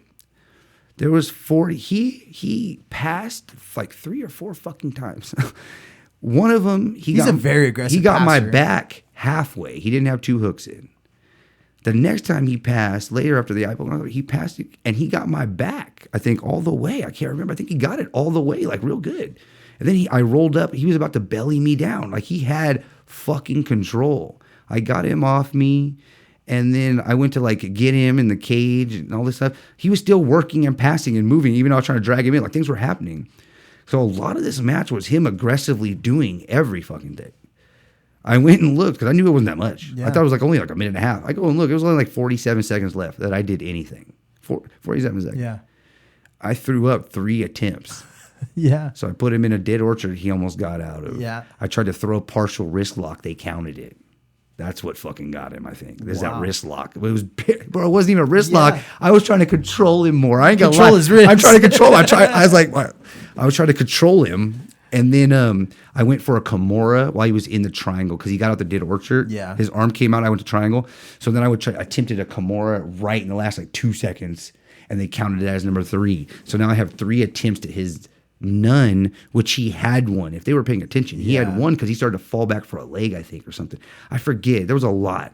I was really looking forward to that match because I've seen both of you guys go, and I'm fans of both of you. I felt like the downside of that one, it was like as soon as the eye poke was over, you guys had like 10 seconds and then the match was over. And I was like, whoa. Like where did the time go? Like I thought it was a 'cause he was 10-minute match or a 7-minute match. He was going like 100. Like it's like the attempts are great, but the fact that he did all that stuff should have counted. And then when we come out of there, all they're saying is, and he was upset. I found out he was upset. I went upstairs and talked to him because he's a good dude. I love their camp. Their camp comes out and fights for my show. We just always get along. Like we chief. Like we get down. We're, you know what I mean? Pot smokers. We are enjoying the game of life. Like we're getting down. So it's just like I wanted to go talk to him and stuff, but he told me he was hell upset, and I was like, yeah, he should be upset because I don't even know how the fuck I won. But they were saying attempts, so when they were going to raise my hand, and my wife's like, you won, you had the only attempts, and then hella people were like, yeah, dude won, and I was like, I did win, I only have the only attempts. You see me say it, I was like, I did win, and then they raised my hand, I was like, oh shit, I won. I was so amazed by this. I'm dying. I'm like, this is some bullshit. Like I'm leaving, and they're doing their best. Yeah. They have great production. They got good people backing you also, but they're rule set. They're new, right? Yeah, they're new, and they're probably still they're deciding on what rule set they want to use or something. That's like their second show. Yeah. The first one, they said they had a good turnout and things did good, but you could tell they were like, I don't know, they were comfortable with it and believed in it, but they didn't want to like saying something was wrong so people wouldn't believe. Right. So they were trying to stick with it while they try to figure it out. Try to play face. And you could tell they're going to try to figure it out. I'm pretty sure plenty of people were like, you got to make that right. Like, yeah, I got a few messages about that event of different things that, you know, people liked and didn't like, but it's just like once they get that together though, that show's going to go good. Yeah. Yeah. They do MMA production too, right? Yeah. That's the thing. They really good. Like when we got done at 4, they did our show it was over from 1 to 4. And then they ran another show for MMA from fucking 5 seating to like 6 o'clock it started. Yeah. Until night. And I heard it was wild. It was dope. It was cool though. They had a lot going on. They were giving away cars, like some nice ass cars. Yeah. Cain Velasquez was there right before he went back down. Yeah. Like it was cool. They were hella giving back to the community. They're all about the people. They kept it hella fucking clean. Yeah. That's great when you go places and it's hella clean.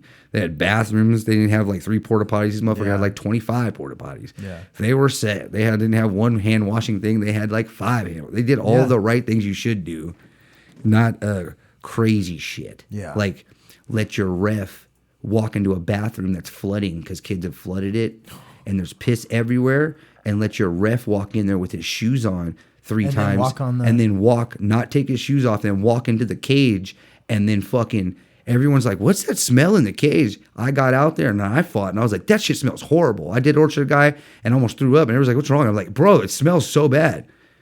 And I was hella complaining. You don't see that guy walking in and out of there, in and out of there, in and out of there, with piss on his fucking shoes? Older guy doing his job, but he's just not paying attention. Yeah. He's just trying to get in and out, and he's pissing every fucking 2 matches because he's old. Yeah. He was a good ass dude. He's the nicest guy. He was nice to me. He was like always nice to me, walking by. And I'm just like, I don't think he's realizing what he's doing at all. And they did nothing. I tried to get someone to tell him, and because I didn't want to be getting on my, but fuck, bro. When you got a production like that, you're a fucking idiot. Yeah. And you're walking around. That could sink a show really bad. You're not paying attention, walking around drunk yourself with a backpack on that's got the money in it that you made from the night, doing stupid shit, talking to people. Yeah. And then the next day you don't pay nobody. Yeah. You don't pay your fighters. You promised 4 of those black belt fighter matches that they were going to get paid. I think it was nothing too, like $100 is nothing. This dude's walking around with a backpack full of money. Hell of money. bro, I swear to God, you would have caught me backing down to rob that motherfucker. Yeah. He doing such stupid ass shit, like stupid shit. Yeah. And I'm surprised some youngsters, there were so many people in that venue he had going on. Yeah. And then he didn't pay none of those fighters. Wow. Piece of shit. And just to be clear, this wasn't Piranha, right? No, this was not Piranha. Yeah. Piranha is on point. Yeah. Piranha doing their fucking thing. Yeah. But man, so before we wrap this thing up, I just want to touch on your gym that you're opening up. Let's hear a little bit of details. If you have a target date on opening, let's just get all the dirty details about it. Yep. I'm finally going to get to live my dream of opening a gym on May 18th in Antioch, California, off of Summersville, right across from the Antioch Mall. Yeah, it was always my dream and goal to like help others. When I was younger, I wanted to be like a teacher, but I was trying to be like a history teacher because I really loved history and I loved it like that. Then I just was too involved in the game, the drug game and the gun game, and making money, like doing shit, helping my friends that way, and moving fast and not realizing no one will be there later. You know what I mean? They're just all taking advantage of you and shit like that. And to getting out and to change my life to where I was like, I want to have real dreams. And when I was which reminds me, last night I got to officially live one of my dreams. Last night, my wife bought me this neon light, and I got to light it up. And it's been my dream to have this. When I was in prison, I became one of the workers, like on my like third or fourth year there, and I got to like stay out late sometimes because we'd clean and we got little special privileges, got little things. The guards would hook us up with Taco Bell sometimes and shit like that. Cool, right? They let us watch TV. I watched this movie called Cocktails from a long time ago, back in my day, and with Tom Cruise. Yeah, I remember. He's a bartender, right? Yeah, he's a bartender. And at one point, he's with his lady friend, and they're talking about multi-millionaires. Like, if you put your mind to it, you can achieve anything. You can make anything, and you just got to believe and get stuff done and do it. Like how he was talking about, like, the people that made these cups, these Dixie cups. They're famous. They did the work. They got it done. Now it's used. Like, people that had the shoelaces on. Shoelaces are in every shoe. And then that plastic tip that's on the tip of your shoelaces, that's another person. Mm-hmm. So you just got to do the work and do the things to get where you need to be. In that movie, him and his friend that dies was talking about one day having their own bar and stuff like that. And then they were going to light it up, and they could see it in bright lights one day, and neon lights, blinkety blink. And I was like, one day I'm going to have my own business. I don't know what it's going to be, but I'm going to work my ass off towards it, and hopefully I'll be helping others. That's all I know. I want to, hopefully my business will help other people, because that's what my goal is. And I just started grinding, went through lots of jiu-jitsu, all this stuff, and then I realized, like, helping others on the football field and stuff like that and other sports, like I was helping involved in. But I realized in jiu-jitsu, my passion came alive. I couldn't stop. Like, if I'm there to help you, like if you ever see me at a match, if I'm cornering you. Oh, yeah, you're there. And you've told me that you believe in yourself and you came to work, and I watched you go through all that shit, and now you just want to have this moment of disbelief that I let happen to myself, and it breaks me down. I'm so sad at myself. I'm not going to let this happen to you. So I will fucking do whatever it takes to get you back going. Yeah. I'll fire you up either way. Just talking quietly to you or fucking screaming to where it feels like I'm about to light this whole building on fire. Like, you will get the fuck up and get to work. I don't care if you're winning or losing. I give the fuck that you get the fuck up and get to work. Get to work. Do what the fuck you said you wanted to do, please. Yeah. Or you're going to be fucking sad. So, like, now I got to light that light up last night. My wife got me this light. It was a surprise. I came back to our gym after I got done training last night. My daughter and my wife were there, and that light was there, that big bright light. We posted it this morning to tell people about the opening of the gym. But, yeah, Jiu-jitsu and Dreams. Yeah, it's wild, man. I'm really looking forward to helping others grow. I'm helping people like grow, not just like jiu-jitsu and getting dope at moves, but like growing their mind and helping them believe that they can do anything. You want to open your own computer business, do it. You want to open a monster car truck show, I don't give a fuck. Let's go. Yeah. You know what I mean? You want to make this podcast better. Yeah. Let's do it. How are we going to do it? Like, you know what I mean? Just believe in yourself and don't not do it, because you are going to die. Yeah. Like, they've told me I'm going to be dead, and I'm like, okay, well, I got plenty of time till then. Let's go. Let's work. Yeah. You know what I mean? It's true though. Like that's what really motivated me to open this, and you know, a lot of it. I was looking at life and going to work every day, being miserable, and I'm like, you know, one of these days I'm gonna die, and I don't want to die saying I always wanted to open a jiu-jitsu gym, or I always wanted to follow my dreams and do a podcast or any of that stuff. I want to actually do it. Like we're only on this planet for a certain amount of time, and it's. In perspective, it's really not that long, you know. You got to live free right now. You got greatness in you. You got to live for yourself too. Like, you know, don't live to make someone else's dreams come true. Live to make your own dreams and your family's dreams come true. Your dreams and your goals. You don't want to die not trying, not achieving. You don't want to die and not help others with showing your greatness. Your growth will help so many others grow that you don't want to die and take that shit to the graveyard with you. I learned that shit from Les Brown, I think. Like, you don't want to take that shit to the graveyard with you. Yeah. And then all your hopes and dreams are sitting there with you in your fucking casket. You're stuck with all them voices. Because you don't know where the fuck you're going. You might just be stuck in that box. Yeah. Say you're stuck in that box. Now you got to listen to all these fucking things talking to you. And everyone else that's down there with you, maybe, if you're lucky. Yeah. And they get to talk about all the shit they didn't do. Yeah. And now they're just talking to how you took them down with you. Yeah. You took all those other people down. Or not people, but your dreams your yeah. goals, all those ideas. You took all that shit down in flames with you and didn't even give them a chance to breathe. That's fucked up. Yeah. That's fucked up. You got to do that. Make that growth happen so others can get to see that shit and they can go do that shit. Yeah. I bet I cuss a lot. No, it's all good, dude. We're explicit podcast. We can say whatever we want. But May 18 at noon. May 18th, my wife is here with us. She reminds me of everything. She takes care of me. Yeah. She keeps me alive. She saved my life. May 18th at noon in Antioch on Summersville. Follow the Instagram. The date or the address will be getting dropped soon for there, as you'll find soon. Please don't miss it. I would love to see everybody in North Cal there. I'm talking about every school. Charles Gracie, Caesar Gracie, Alpha Male, 10th Planets everywhere. JGs, yeah. JG, all of them. I want to see all these guys. I love all these guys.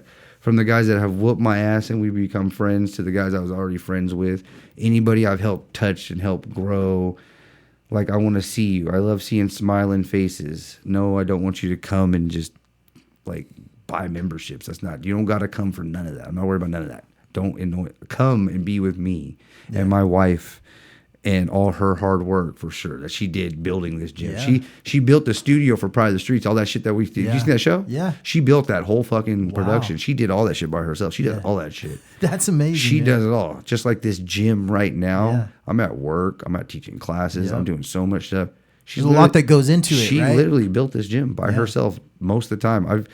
I've done like 25%. I gotta give myself 5% extra because I don't want to sound bad. That's high up. Yeah, all the high stuff. That's it, basically. All the high stuff I've done. She's done everything. Yeah. She's installed the mats herself, the framing work. She's done everything. Yeah. She's got everything done. The bathroom's been installed, all the stuff, everything. She's done everything. Like my son, a couple of my kids, my son, and a couple of my people have been coming to help. I had one of my homies come and help me paint some benches. But a couple of people have helped. But nothing close to what my wife's been doing. My wife's fucking, they've all came and done some percentage, but she's like 99 to 80% every time. If it's not 80% because she got a couple of us helping, it's 99% most of the time. Yeah. She's getting it done. She does it Someone should be there. while she's trying to juggle 4 kids. So do you have a name for your gym, or is it a 10P Antioch? Jiu-jitsu and Dreams is the name Jiu-Jitsu of the and gym. Dreams. I like but yes, I'm working on it right now to have the 10th Planet affiliation. There's no way I can't go without my 10th Planet flag. I've always loved 10th Planet. They've always been there for me. They're a part of my growth, especially anything that has something to do with Alex. It won't be 10th Planet Walnut Creek, obviously, but like if it has something to do with Alex, I want to make sure it keeps going. I'm just Alex in Antioch. I'm just a complete more of him. You know what I mean? Like, I'm just him pushing forward, going out here so he can expand his growth to other people. That's all I feel like I'm doing. Yeah. As for with Rich, like, Rich has my back. Him and his wife Jen, they help me get the gym started. They've done a lot for me. They're a big factor in my life. Fee is the person who saved my life when I was, which is my wife. Fee, my wife, is the person that saved my life when I was down and out and helped build me back up strong. There would be no greatness without my wife. You would never see none of my greatness without my wife.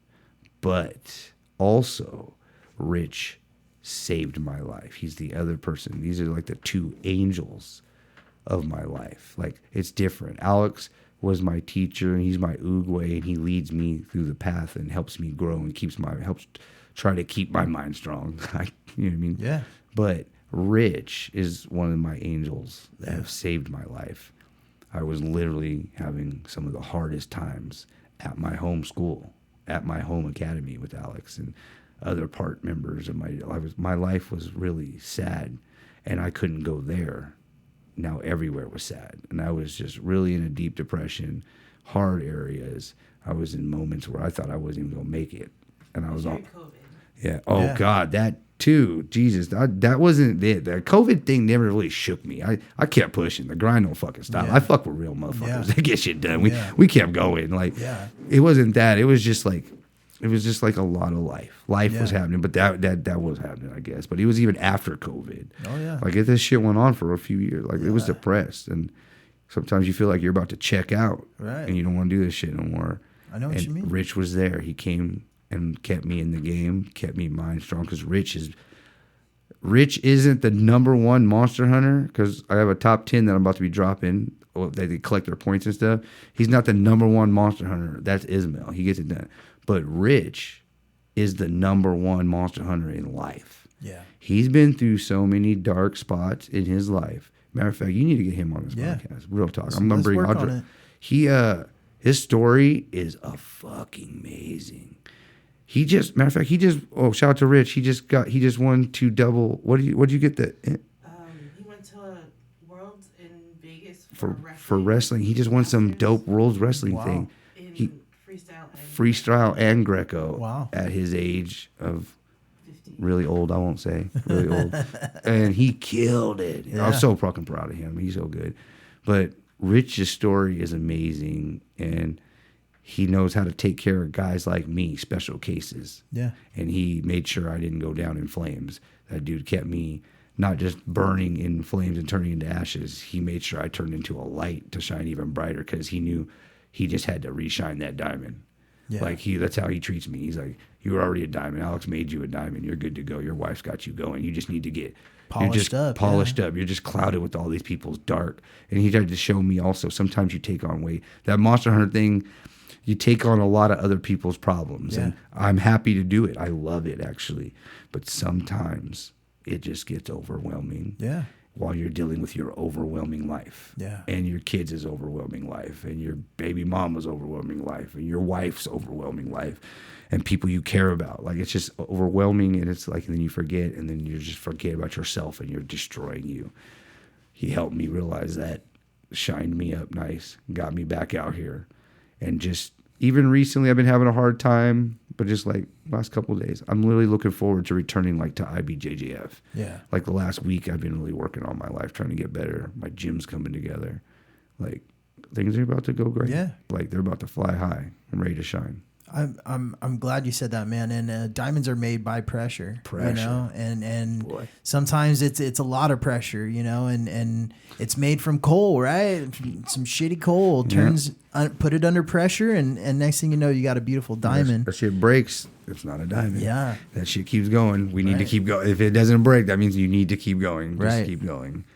But Chris, it's been amazing having you on this episode, man. I really appreciate you taking the time, and I'm glad we were able to line this up, dude. It's like I said, you've been somebody I've been wanting to talk to for a very long time, even when I first started this podcast, and I knew it would line up at some point. So I'm glad it did. I wish you nothing but success with your gym, with your future competitions. I'm excited to see the evolution of Chris Vickers, man. And I know you're just going to keep growing and, you know, hunting those monsters and capturing them, you know, and doing your thing out there, brother. And I'm thrilled to see where you go from here. I'd just like to give you a few minutes just to shout anybody out. Or if you have a message for the fans out there, anything you'd like to say, just take a few minutes. The floor is yours. Yeah, shout out to you, man. Thanks for staying patient with me. You always have my back. You've supported me. You've been like a sponsor for me too for ADCC a couple times. I appreciate you, bro. Like, thank you. Thanks for being patient. I know I go at a weird pace sometimes, but it's all good. This is life. We got to go at our pace. That's the only way it's going to work out. Definitely shout out to Rich and Alex and Jen and all my Monster Hunters, my boy Roman and Corbin and all these guys.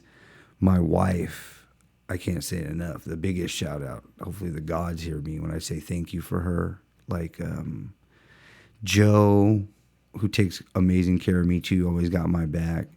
And my brother Ismail, who, like, I love that guy, man. He keeps me going. I can't say enough. Like, these guys, all these people are a blessing in my life. And like, people talk about blessings and I don't know, but I know this is what blessings look like. It's in human form right in front of your face. Yeah. And that's what's great. I never thought I would be the kind of person who used to scream about Red Bull and blunts and living wild life and doing crazy shit would be talking about how you do need people. Yeah. You cannot grow without nobody. And that, like, telling, like, if I had to say anything, it's just like, I tell people every day that you have greatness within you. I post that stuff all the time.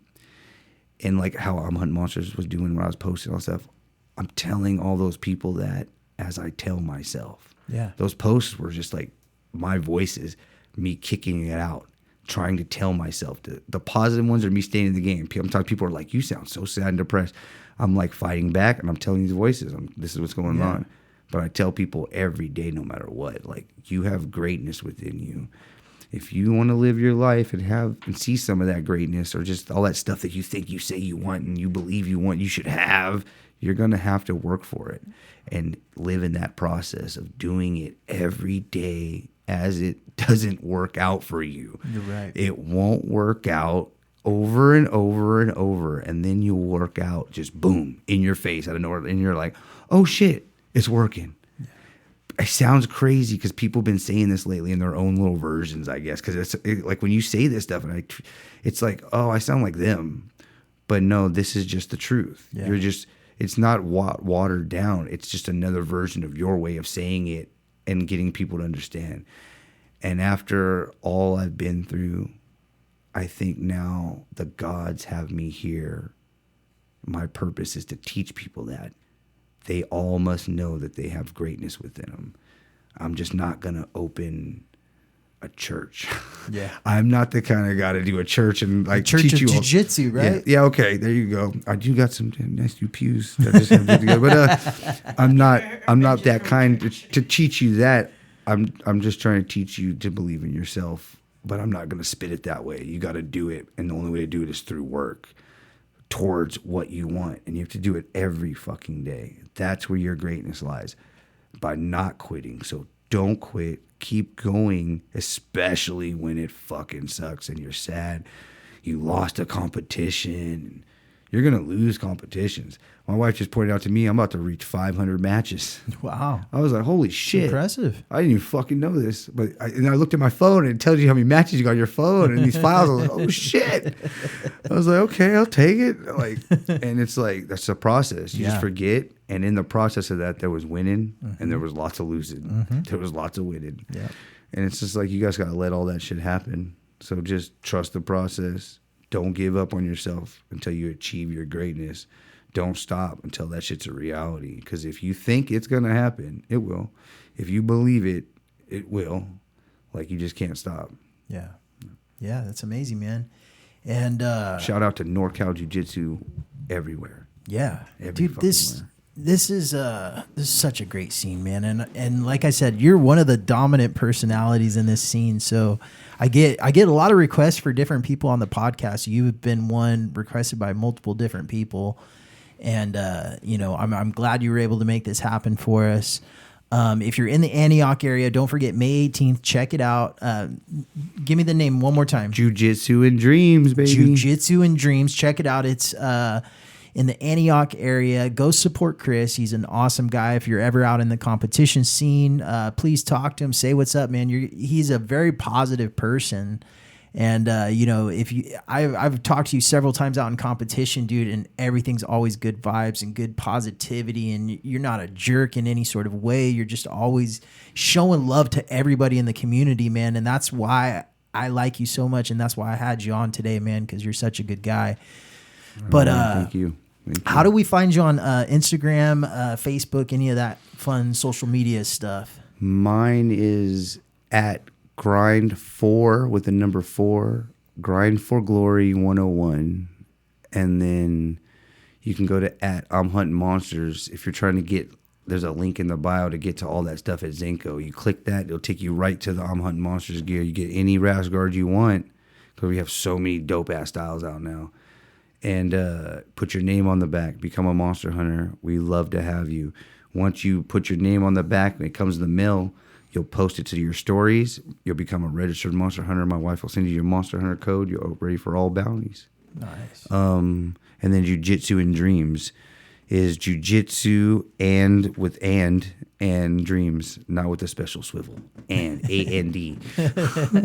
Jiu-jitsu and Dreams. Check it out, though. Say what's up to Chris. Show him some support, man. He's a great guy. But thank you again for being on. Don't forget to download the podcast each and every week on Spotify, YouTube. Follow us on Instagram, Facebook, all that fun stuff. Other than that, this has been another amazing episode of Grapplers Talk. This is Dave, and we are out. This is Grapplers Talk.